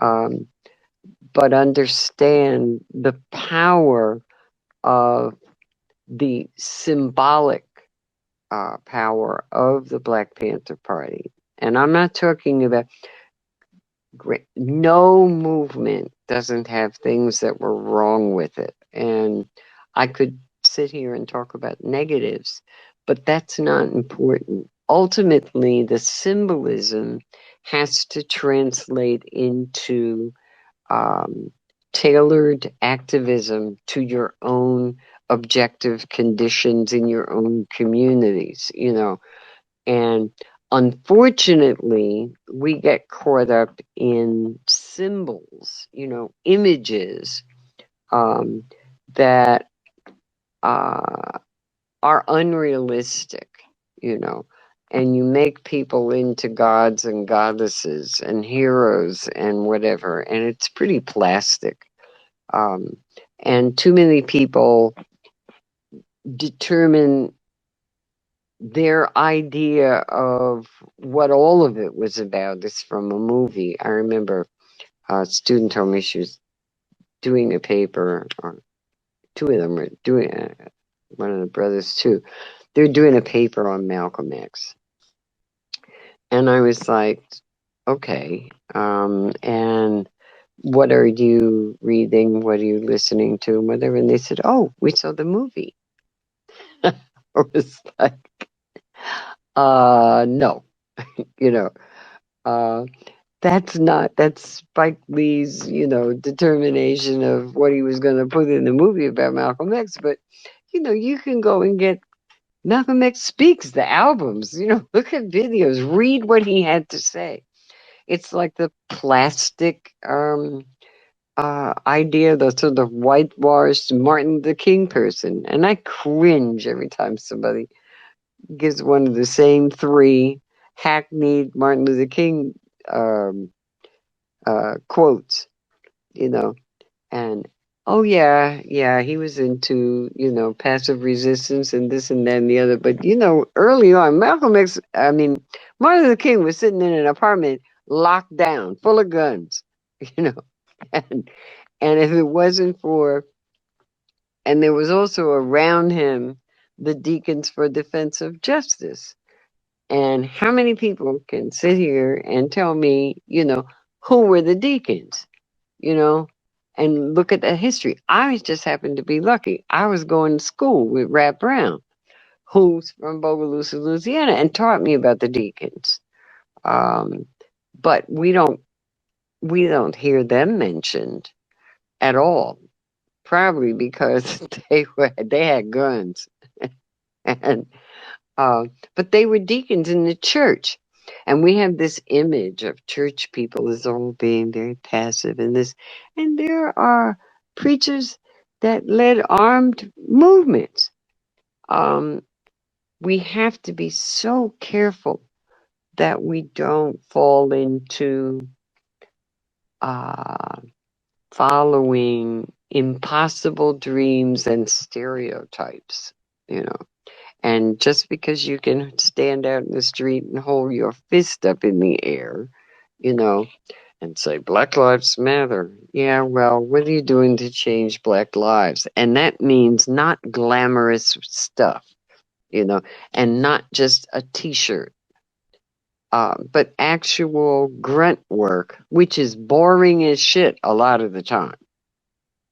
But that's how you make change. And it doesn't happen overnight. A lot like politics, right? And with that spirit of kind of patience and working through things and the grunt work, and because what I hear you saying is, you have to make, real connections, with people. And so I do want to talk a bit about one of your heroes, Fannie Lou Hamer, because you got to spend a day, I believe, with her, and it you said it changed the trajectory of your life. So can you tell us like what that day was like, and how she inspired you to move possibly in a direction that you didn't anticipate? Okay, I graduated from high school when I was 16 and had the opportunity to go to Hunter College in New York, which was a city college at that time. And at that time, tuition was $48 a semester. It was a student fee. This was before open enrollment. As soon as they had open enrollment and a lot of black and brown people could go to city colleges, a few years later, then there was tuition, but I'm going to essentially a free college. And I had to commute to get there. It was in the Bronx. When I got there, it's now called Lehman College, but it was part of Hunter. When I got there, there were 4 other black students and 1 Puerto Rican. And to be very honest with you, they spent their time in the cafeteria playing bidwiz and spades. They were not politically active, and I was already politically active. I grew up politically active. So I looked around on campus to try and see, where there were some radical students, and there were actually a group of primarily of Jewish students who were part of like SDS. And I hooked up with them and, got involved in some activities. And one day, one of them called me and he said, We have this lady coming that we're supposed to drive around and show her New York, and she's black. And I said, That's nice. And they said, Well, uh, could you go with her because, she's black? And I was like, Okay, but what's the problem? Well, she'd probably feel more comfortable if there was somebody who was black. And I was like, uh, you know, and so I went, and the lady turned out to be from Mississippi, and her name was Mrs. Fannie Lou Hamer, you know, from the Mississippi Freedom Democratic Party. Well, I was floored when she was really nice. And I clearly did not know anything about her situation in particular, her history. And she started telling me what she had gone through to simply register the vote, to be beaten to within an inch of your life, to be thrown in jail, whatever, to even have the audacity to register the vote. And I mean, I grew up with my mom taking me with her to go vote, and I would pull the little lever on the curtain and whatever, and we had emphasized that you will always vote because our family fought, armed themselves and fought to be able to vote in the South. But it was pretty much a shock, and listening to her, and she was so real. And I said, what am I doing at Hunter College, with the other black students who are there playing bidwiz and, you know, organizing alongside of some people who are totally clueless because they don't even know how to go and spend a day with a black woman. Um, and I went home. I had two friends that I grew up with who had gone to Howard. They were in high school with me, but they went to Howard and I went to Hunter. So I went home and told my mother, I've had it. I don't want to be at Hunter College. I want to go to a black school. And because I had friends that were at Howard, I said, I want to go to Howard. My mother looked at me and she said, well, you better get a scholarship because right now college is free. I ain't spending a penny for you to go someplace that costs money. So I applied for a scholarship and I got a scholarship to go to Howard. And that was like the holy grail. I'm going to a black school now. Everything's going to be hunky dory. And then I got to Howard.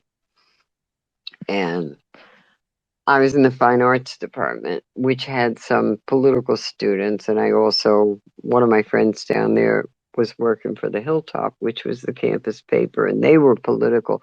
But there were a whole lot of people caught up in bourgeoism and colorism. And because the homecoming queens at that time all looked like they were white. And it was not what I had imagined in my head going to a black school was, but I found other students on campus who were political, and some people who were just kind of hanging out at the campus. And that was around the time that SNCC was forming. And I hooked up with them and I became good friends with this brother, Hubert Brown, who's Rap Brown, H. Rap Brown, and his wife. And ultimately became part of the group that took over the campus, took over the administration building, demanding a black education at an historically Negro institution. And I got expelled my first time around at Howard, and then I went back to do some more organizing, but that's another long story. But when I think about the fact that just that one day with Miss Fannie Lou had I don't know what the trajectory of my life would have been had I not gone to Howard, because going to Howard, becoming an activist at Howard, and then at Howard was where I ended up meeting a group of young Puerto Ricans who came down to visit Howard to meet with a friend of mine who was the only Puerto Rican on campus. He was a black Puerto Rican named Harry Quintana, who was in the architecture school, and they were doing some kind of uh, uh, uh, architecture change, housing stuff in East Harlem. They were from a street gang on the Lower East Side initially, and got some anti-poverty money and renamed themselves the Real Great Society. And Harry walked up to me on campus. He said, Nisi, I got some Puerto Ricans visiting here, and you're the only one on campus who knows anything about Puerto Ricans. Can you put them up in your apartment? And I said, sure. you know. And so he put three brothers to come stay at my apartment, and they walked in the door to my apartment and freaked out because I had a big old shotgun sitting up by the door, and they were like, "Is that a shotgun? Why do you have a shotgun?" And it was real clear that they were stunned. First they said, "I'm a girl," and I got this big old gun sitting there, and I said, "It's to shoot rats."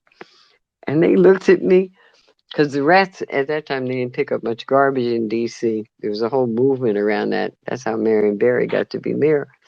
Um, but when I first moved into my apartment and I went out to take the trash out and I got up close to the garbage can, I saw these big old cats sitting on top of the garbage can and I was going to shoo them away. When I got closer, I realized they were rats. And I was like, oh, no, no, no. And I grew up with guns. My whole family had guns. So I got me a shotgun and I used to sit on the porch and shoot rats. And it also scared off a couple people who thought they were going to burglarize my apartment until they got halfway in the window. And I turned the lights on and I had the gun at their head. And they told all them block boys, leave, don't try to rob that girl's house. She'll blow you away. So these Puerto Rican brothers were really impressed. And they invited me if I came back to New York, I had a job. And so when I went back to New York, I went to see them and they got me funding through Vista, and I was sent to East Harlem to teach at and establish East Harlem Prep, which is where ultimately quite a number of the people that founded the Young Lords came together in weekly meetings. And we all wound up at this is a long story. We wound up at Old Westbury College, which was an experimental campus, and ultimately came together with some other people and started the Young Lords. But I think back about it, if I hadn't left Hunter, gone to Howard, been part of the struggle at Howard, been introduced to some of the early Snickers, um, and then hooked up with Harry Quintana and met the people from the Assassins and gone back to New York, I might not have ever been in the Young Lords. I might never have been in the Black Panther Party. I don't know.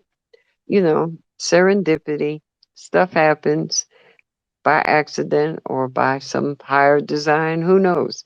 I don't worry about it. But meeting that lady just one day, not going off to Mississippi to volunteer. I had wanted to go down to Freedom Summer, but my parents were like, hell no. You're 16 years old, you ain't going nowhere, you know. But Freedom Summer actually came to me, to Hunter's campus. So And I, you don't concern yourself, you say, with what it is, and if it's destiny or not. But you know we've we've only spoken about probably maybe a very small percentage of the fascinating stories in your life. So me knowing more about so many of these encounters and situations, I feel like it's destiny. I feel like you were meant to travel the earth in a really fascinating way. I just think that's undeniable for anybody that's been listening so far. I know that they would agree. And I actually want to talk about another music. person. Yes. Another person that you knew when you were growing up and when you were living in Hollis, Queens, because this particular person is just an amazing artist. And this person actually also was an ally for you in a conversation that you were having with a couple of your young man friends.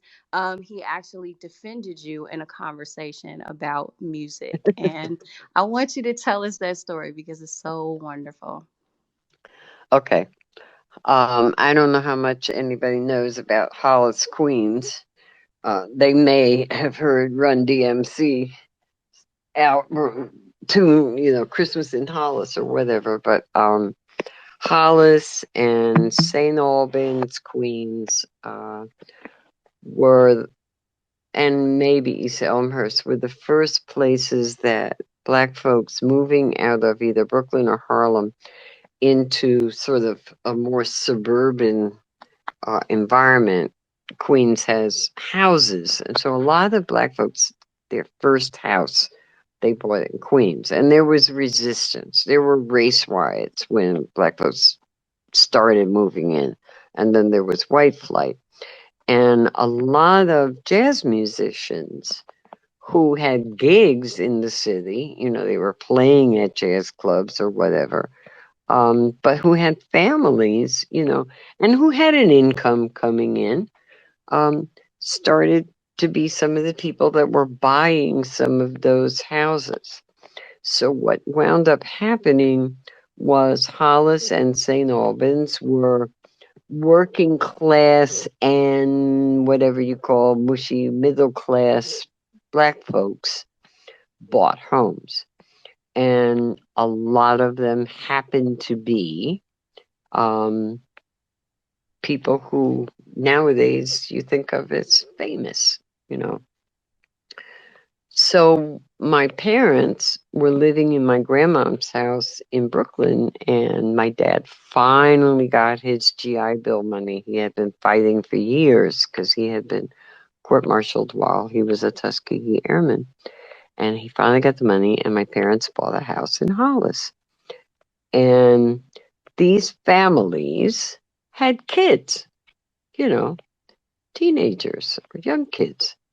And so who I ended up going to junior high school with or to grade school, sixth grade with, some of those people had parents who were doctors or drove a bus or were jazz musicians. And one of the young people that we knew, her name was Tony, and her dad was a jazz musician.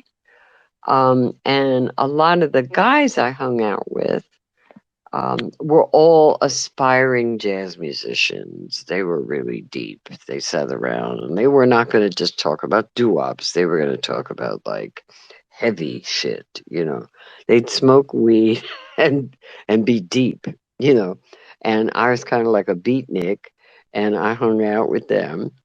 And we would go to Tony's house. And Tony's dad was this really quiet man who sat mostly in the corner in the basement, fingering his horn, doing like flexing exercises.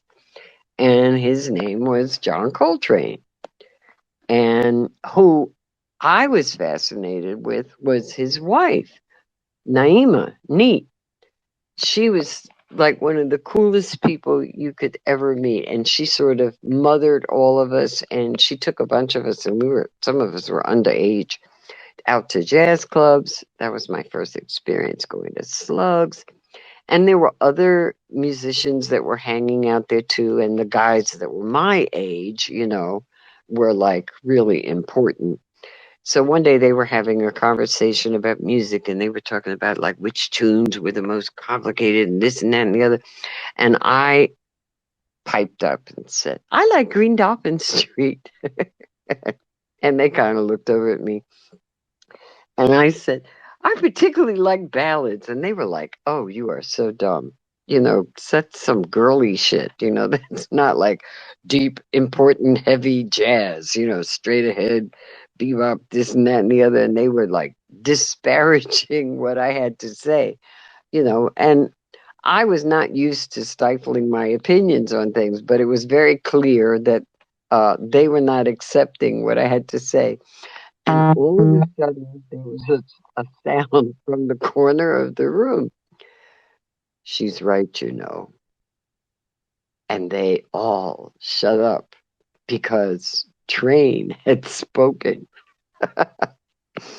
He said, ballads are more difficult and challenging because it's about the space between the notes. And then he never said another word. He went back to fingering his, that was that. And I no longer got picked on. And a couple of them mumbled about that later. Oh, yeah, that's heavy space between the notes. Yeah, okay, because Train said it, And I have always embraced ballads. And if you look up John Coltrane's history, you will find out that Train himself said that of all of the music that he ever wrote, his most favorite tune was Naima, which he wrote for Neat.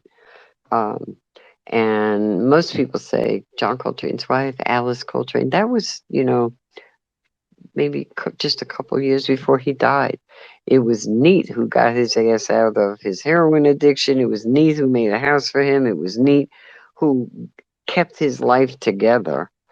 And my favorite ballad now to this day is Naima. And that neighborhood also, had I had one of the guys that we hung out with. He was an aspiring trumpet player, Farouk Daoud, and his name was Farouk Daoud.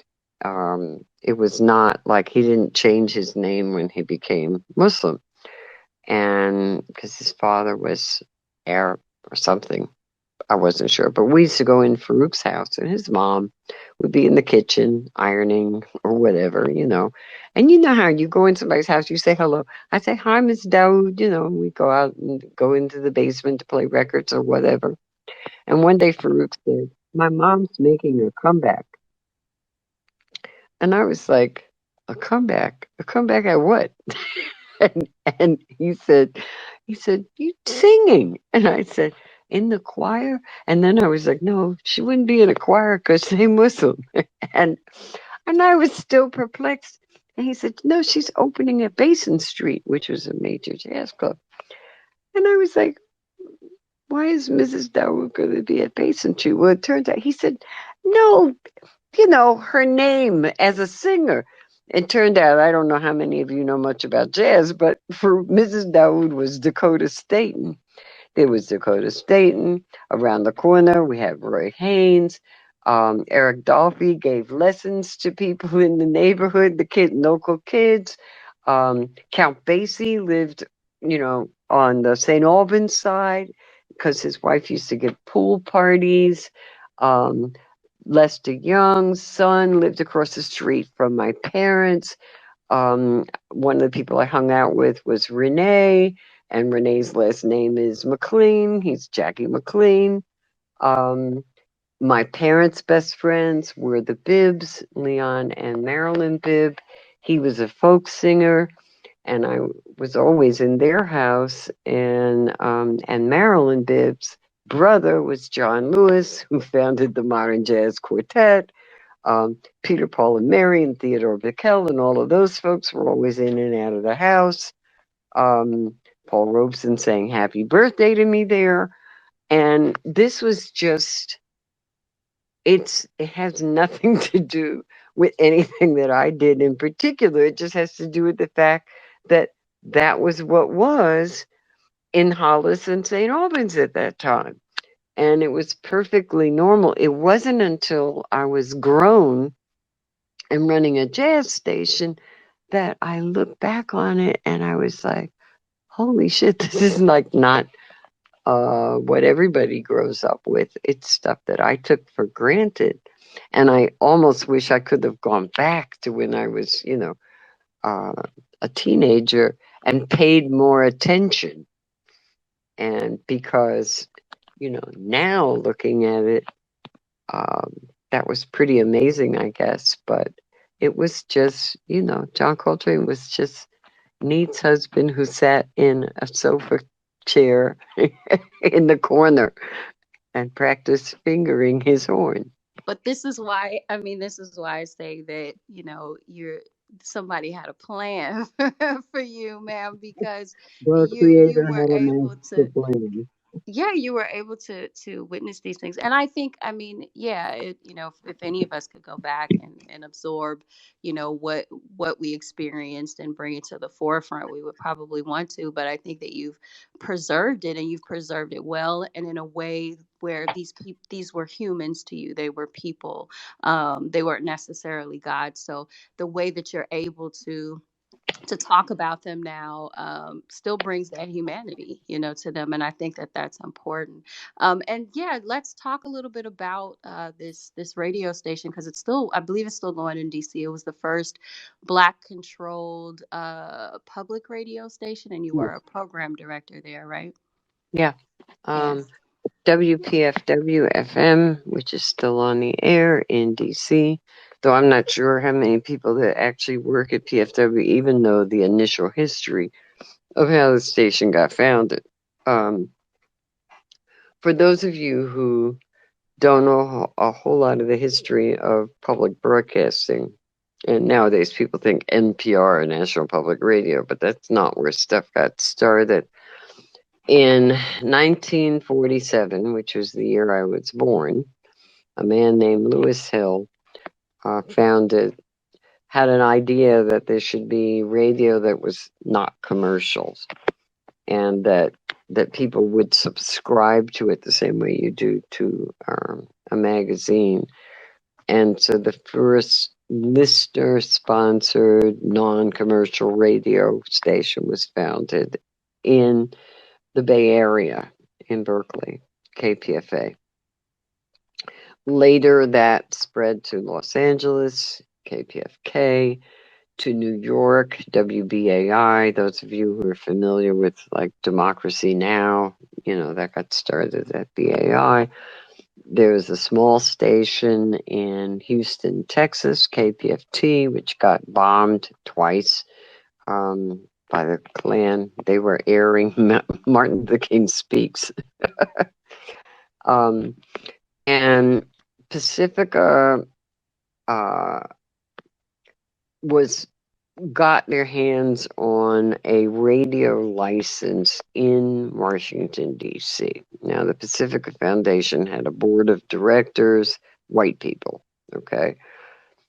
And they decided that they were going to fight, and they got this station, and they were going to put it on air in D.C. And at that time, D.C. was the chocolate city with the vanilla suburbs, okay? And what they were going to do was have a station that would have a Washington News Bureau, and report on DC and the Hill and whatever, and that it would play, the music format would be classical music. And they were going to have, white people running this shit, just like white people were running just about everything else at Pacifica.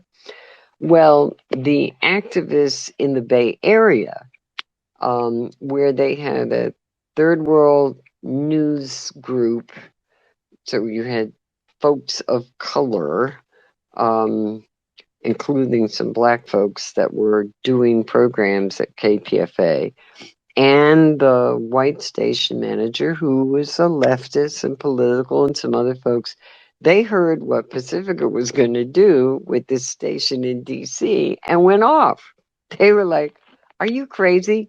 You're going into a community full of black people, and you are going to have a news and classical music station in DC, and you haven't talked about hiring anybody black and whatever. And they stormed the national board meeting, jumped up and down on tables, protested, and did whatever.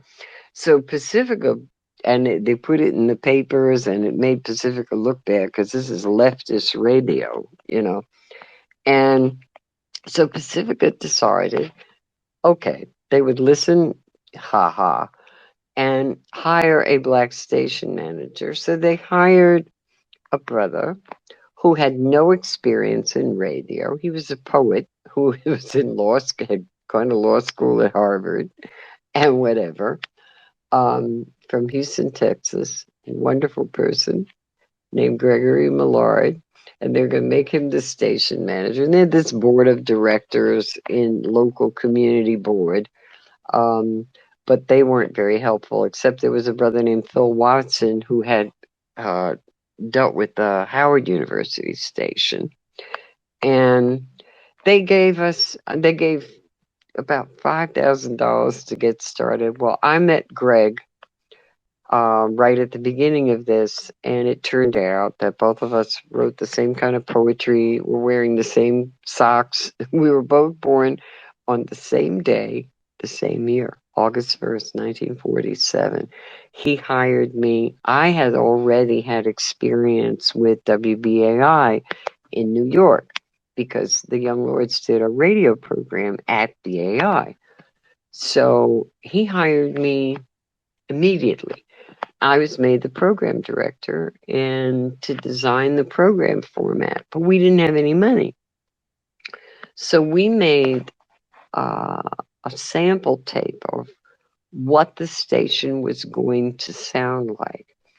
And I determined that the music format would be jazz and jazz extensions and into blues, into whatever. And that we would have public affairs programs, feminist programming, worker programming, Black history program, a program called we named the shows. We didn't even have anybody to do them yet. But we had a Native American program called Seeing Red. We had From the Horn, which would be Somalia, Eritrea, and Ethiopia. All this stuff. And I named the show Green Dolphin Street. And I found a lady later from the community named Lillian Green to do that show. But we took the show on the road and we went to all the local stations and the other Pacifica stations and did marathons on the air and raised money to put WPFW on the air. And we were set up to fail, and we didn't. The station took off, developed a really strong, supportive community interaction. We got a lot of community people to come in and work at the station. It was volunteer. In the beginning, we had to take turns going on unemployment because there wasn't enough money to pay salaries. We ultimately got Congressman John Conyers, who was a big jazz fan, to come do a show called Jazz from the Hill. He was good friends with Clark Terry and all these other folks.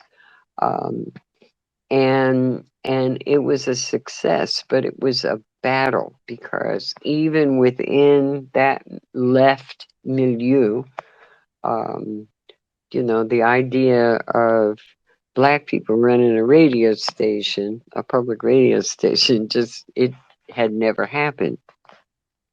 And I think there may have been a Black commercial station, but my whole thing was public broadcasting and community broadcasting. And later, there was a group called the National Federation of Community Broadcasters, and we interacted with them. And I went on to work at the Corporation for Public Broadcasting.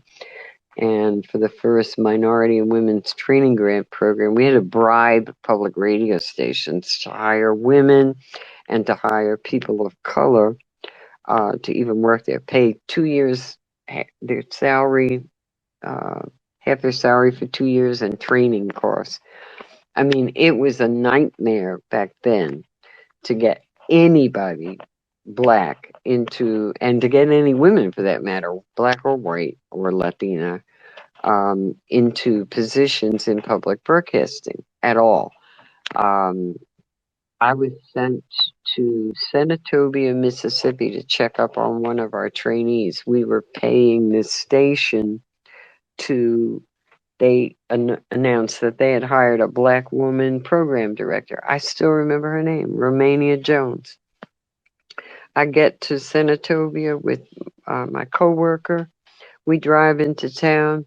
There's this great big billboard that says Friday night fish fry and KKK meeting at Owsley's farm. And I'm like, oh shit, let's go back to Memphis. We get to the station. I asked to see Romania Jones, who we are paying to be the program director. And this woman says to me, Romania? Oh, she took the mail in. You mean the mail girl? And I was like, excuse me? The who? The mail girl. Now we're paying for this woman to be the program director of the station. They got her delivering the mail. We waited for Romania. We told her she was the program director. We then threatened the station manager and whatever with having violated, 15 different federal statutes, which we invented on the spot, and that he was going to go to jail. And then we asked Romania, whose parents worked in the cotton fields, okay, what kind of music you like? She said gospel. I said, well, now you can make this a gospel station. And she did.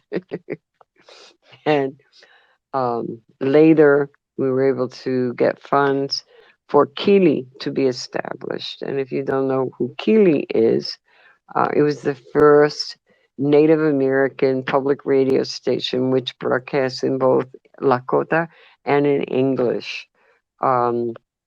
Then there was a station established that was in Spanish and English out on the West Coast, and we were able to make inroads into Whitesville, which was public radio at the time.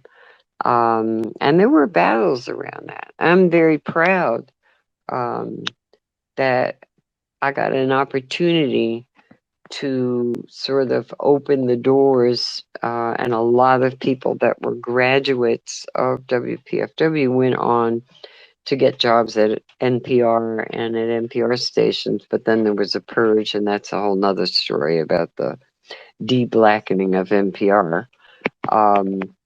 But, these are long struggles. These are battles we have, it's really important that we have media outlets. I mean, y'all can look at cable TV and whatever, and it ain't right. It's still not right. And the way the media covers our communities is, I mean, and there's some folks that may be decent or whatever, journalists, but others are bullshit. And we really need to control more media outlets. So I try as much as possible on Twitter to identify sources of programming that comes out of our communities and tweet about it. I've made it part of my day is getting up, following certain things on Twitter, tweeting them out, trying to get other people to follow them as well, because we have to be our own best promoters of things. Because if we don't do it, guess what? It ain't gonna happen. And it's so, I mean, it's just so fascinating how you have you've kind of just incorporated, especially in that instance, your activism, and your love of music, and your experience, with music, this kind of the knowledge that you have of that. I love that you're like this like quiet regulator where you're like, yeah, nah, that's not gonna happen. And you come in and set things straight. It's just it's super cool, and it makes sense that people would seek you out, for your contribution to their stories. One of which in particular, Summer of Soul, was nominated recently for an Academy Award. And if you guys are not familiar with that particular that documentary, that was on, you guys can still catch it on Hulu. I believe ABC ran it recently. They They did. ran it, yeah, which I was really happy about, because not everybody has Hulu, but they ran it, and maybe they will again, as the It's almost the unheard awards of come what up. they did, Yeah, because they don't usually air documentaries. People yeah, shove documentaries off to the side, but I'm very, very happy for Questlove, Brother, yeah. Brother Quislove for what he accomplished. And one of the things I can say, and I don't know him, I have not met him. One of the producers is the person who came up and I communicated with and who filmed me, Joseph Patel. But uh, when they designed that film, they made a real point of including all of Harlem. There's this artificial dividing line called Fifth Avenue, which on one side is supposed to be all black and the other side is supposed to be all Puerto Ricans, and that's not what Harlem was about. And so they made a clear, when they put the film together, they made a point of including voices that could again cross over those artificial barriers. Because to be honest with you, growing up, my life was not all revolution. I was in a singing group called the Concepts, and we opened at the Cheetah for the Chambers Brothers, you know, and my friend Betty, who was the hostess at the Cellar Club, um, wrote their song "Going Uptown to Harlem," and then I took her when she discovered she saw Miles Davis somewhere. She didn't know who Miles Davis was. She just knew he was a dude with a trumpet who had beautiful gray suede shoes on. I took her to meet Miles, and she wound up marrying him a couple weeks later. She didn't stay there very long, but she later went on to be Betty Davis. But we all hung out at the Cellar, and at the Cellar there were black folks and Puerto Ricans and Dominicans and whatever. We partied together, we danced together. The salseros, the salsa dancers, were black and Puerto Rican and Jewish and Italian. Um, in the dance contest, we went from discos to clubs like the Chez Jose, and the Corso. I mean, the interactions in our communities, yes, there was conflict, but there was also a lot of coming together. We went to we'd hang out all night and go to Reese Beach, and the guys would go play basketball. One of those guys playing basketball was a tall dude named Lou Alcindor. That's now Kareem Jabbar. You know, that was New York life. Or you went up to Orchard Beach. Um, and so, we did hang out together, and it wasn't like some West Side Story fantasy shit. Um, so I have always been really comfortable with that kind of interaction since the time I was a teenager. You sang doo-wops on the corner together. Um, And that history is part and parcel of the totality of those kind of um, growing up and life experiences, growing up in our neighborhoods and our communities. And we should celebrate that. Yeah, And that this doesn't mean we don't challenge it, you right. know. Right. And that documentary is very much, I found it to be very much a celebration. I mean, I think they said the footage of that it It was sat on it for sat 50 for years. decades before 50 anybody years. used it. Yeah, and it just for you guys who don't know, Summer of Soul does cover the in 1969 the Harlem Cultural Festival was held at back then it was called Mount Morris Park, but now it's Marcus Garvey Park. It lasted Mm-hmm. for about 6 weeks, and I mean every single, black or black or brown artist really of that time is featured in this piece. It is so moving. It is so soul stirring. I mean, there's sections of it that cover gospel music. I mean, everything that you can imagine, and there's just amazing commentary. So, one of my buddies, Crystal, she just let me know that it's also available on Disney Plus. If you guys have Disney Plus, if you have not seen it, check it out. And even if you have seen it, go back and watch it again, especially because after this conversation, I think that it will just, your viewing experience will be even more kind of enriched and enlightened. But yeah, in it, you talk about living in East Harlem, I think in 69, and how, folks just, would kind of come together and kind of party together, and just enjoy one another's, culture, just like you were talking about before, food and our music and our language and even our love languages. And you even spoke to this before, and we're kind of getting back to it full circle. Where yes, there's struggles in our movement, there are challenges, but there should always also be love because we really are love. And I'm actually gonna I'm gonna just insert because I know you know obviously who Lorraine Hansberry is.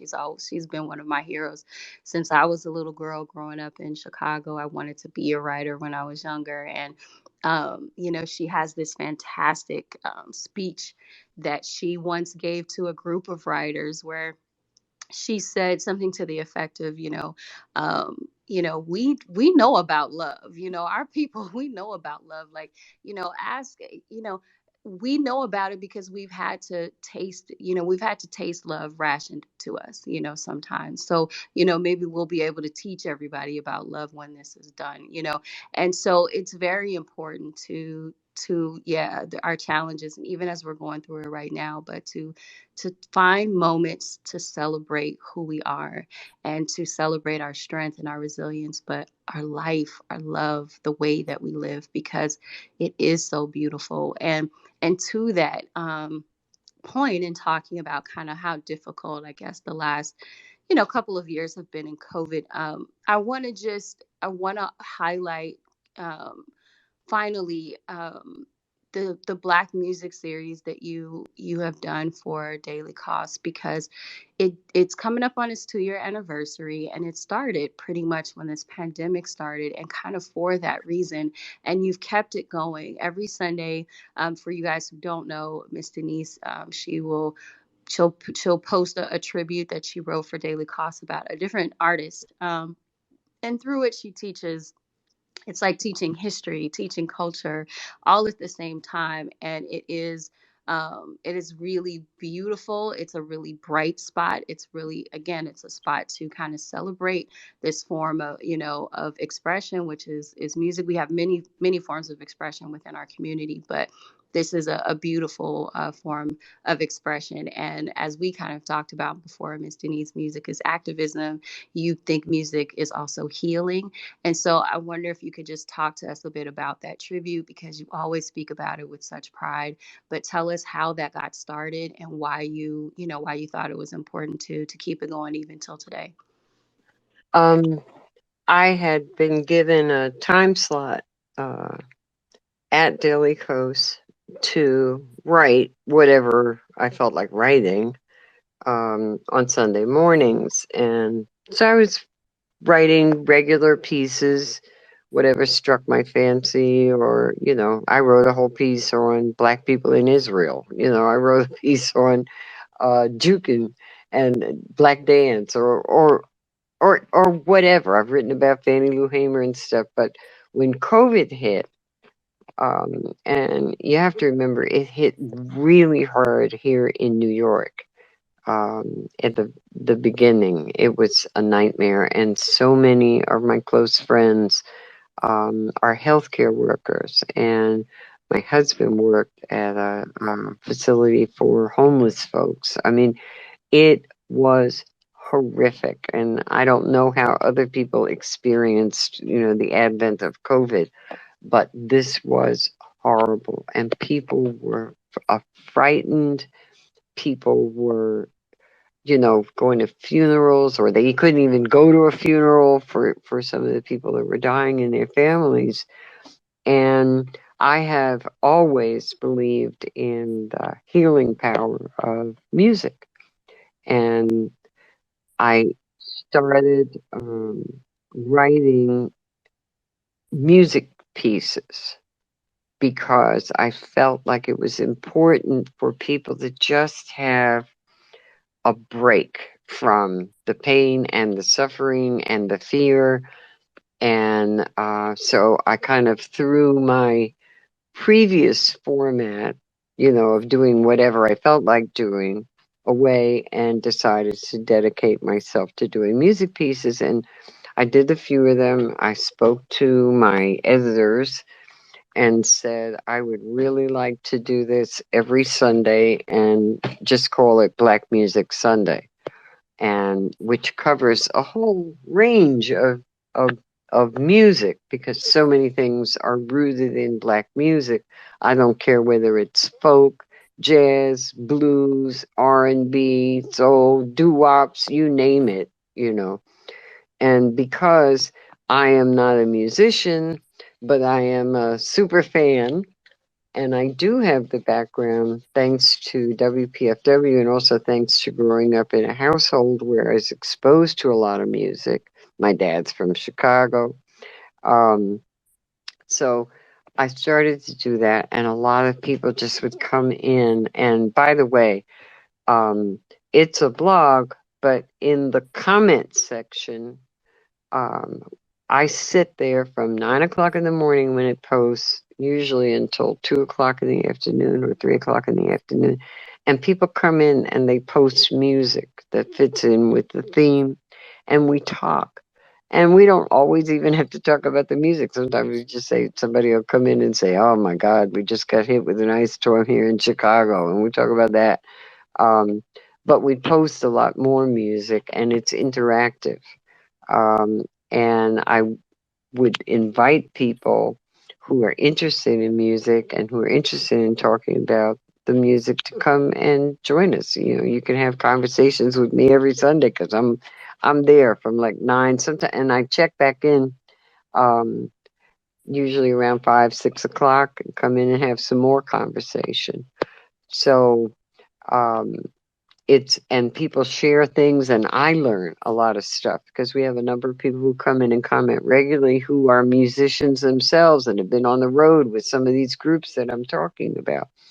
And it's not limited to, I try to be as broad as possible, so that, you know, I have covered just about every genre. I have to admit that being that I'm elderly, I have not covered some of the more contemporary musics, because I know very little about them. I'm still wallowing in my Carmen McRae, but but we I have found, and we have found. I mean, people came in today and just said, "Phew, oh man, shit is so fucked up." You know, I'm so glad to be in here and listening to some music and just being able to just take a break, take a breather.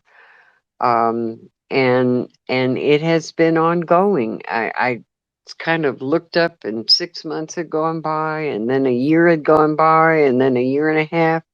And Black Music Sunday's still going strong. And I usually at 9 I tweet it out, and then at noon I tweet it out again. And some folks on Twitter come in and, you know, comment and whatever, but I invite people. You have to make an account at Daily Coast, but you don't necessarily have to interact with other stuff going on at Daily Coast. But I would love to have you, and you want to come talk to me, talk type, um, and talk about music and share stuff that that that you like.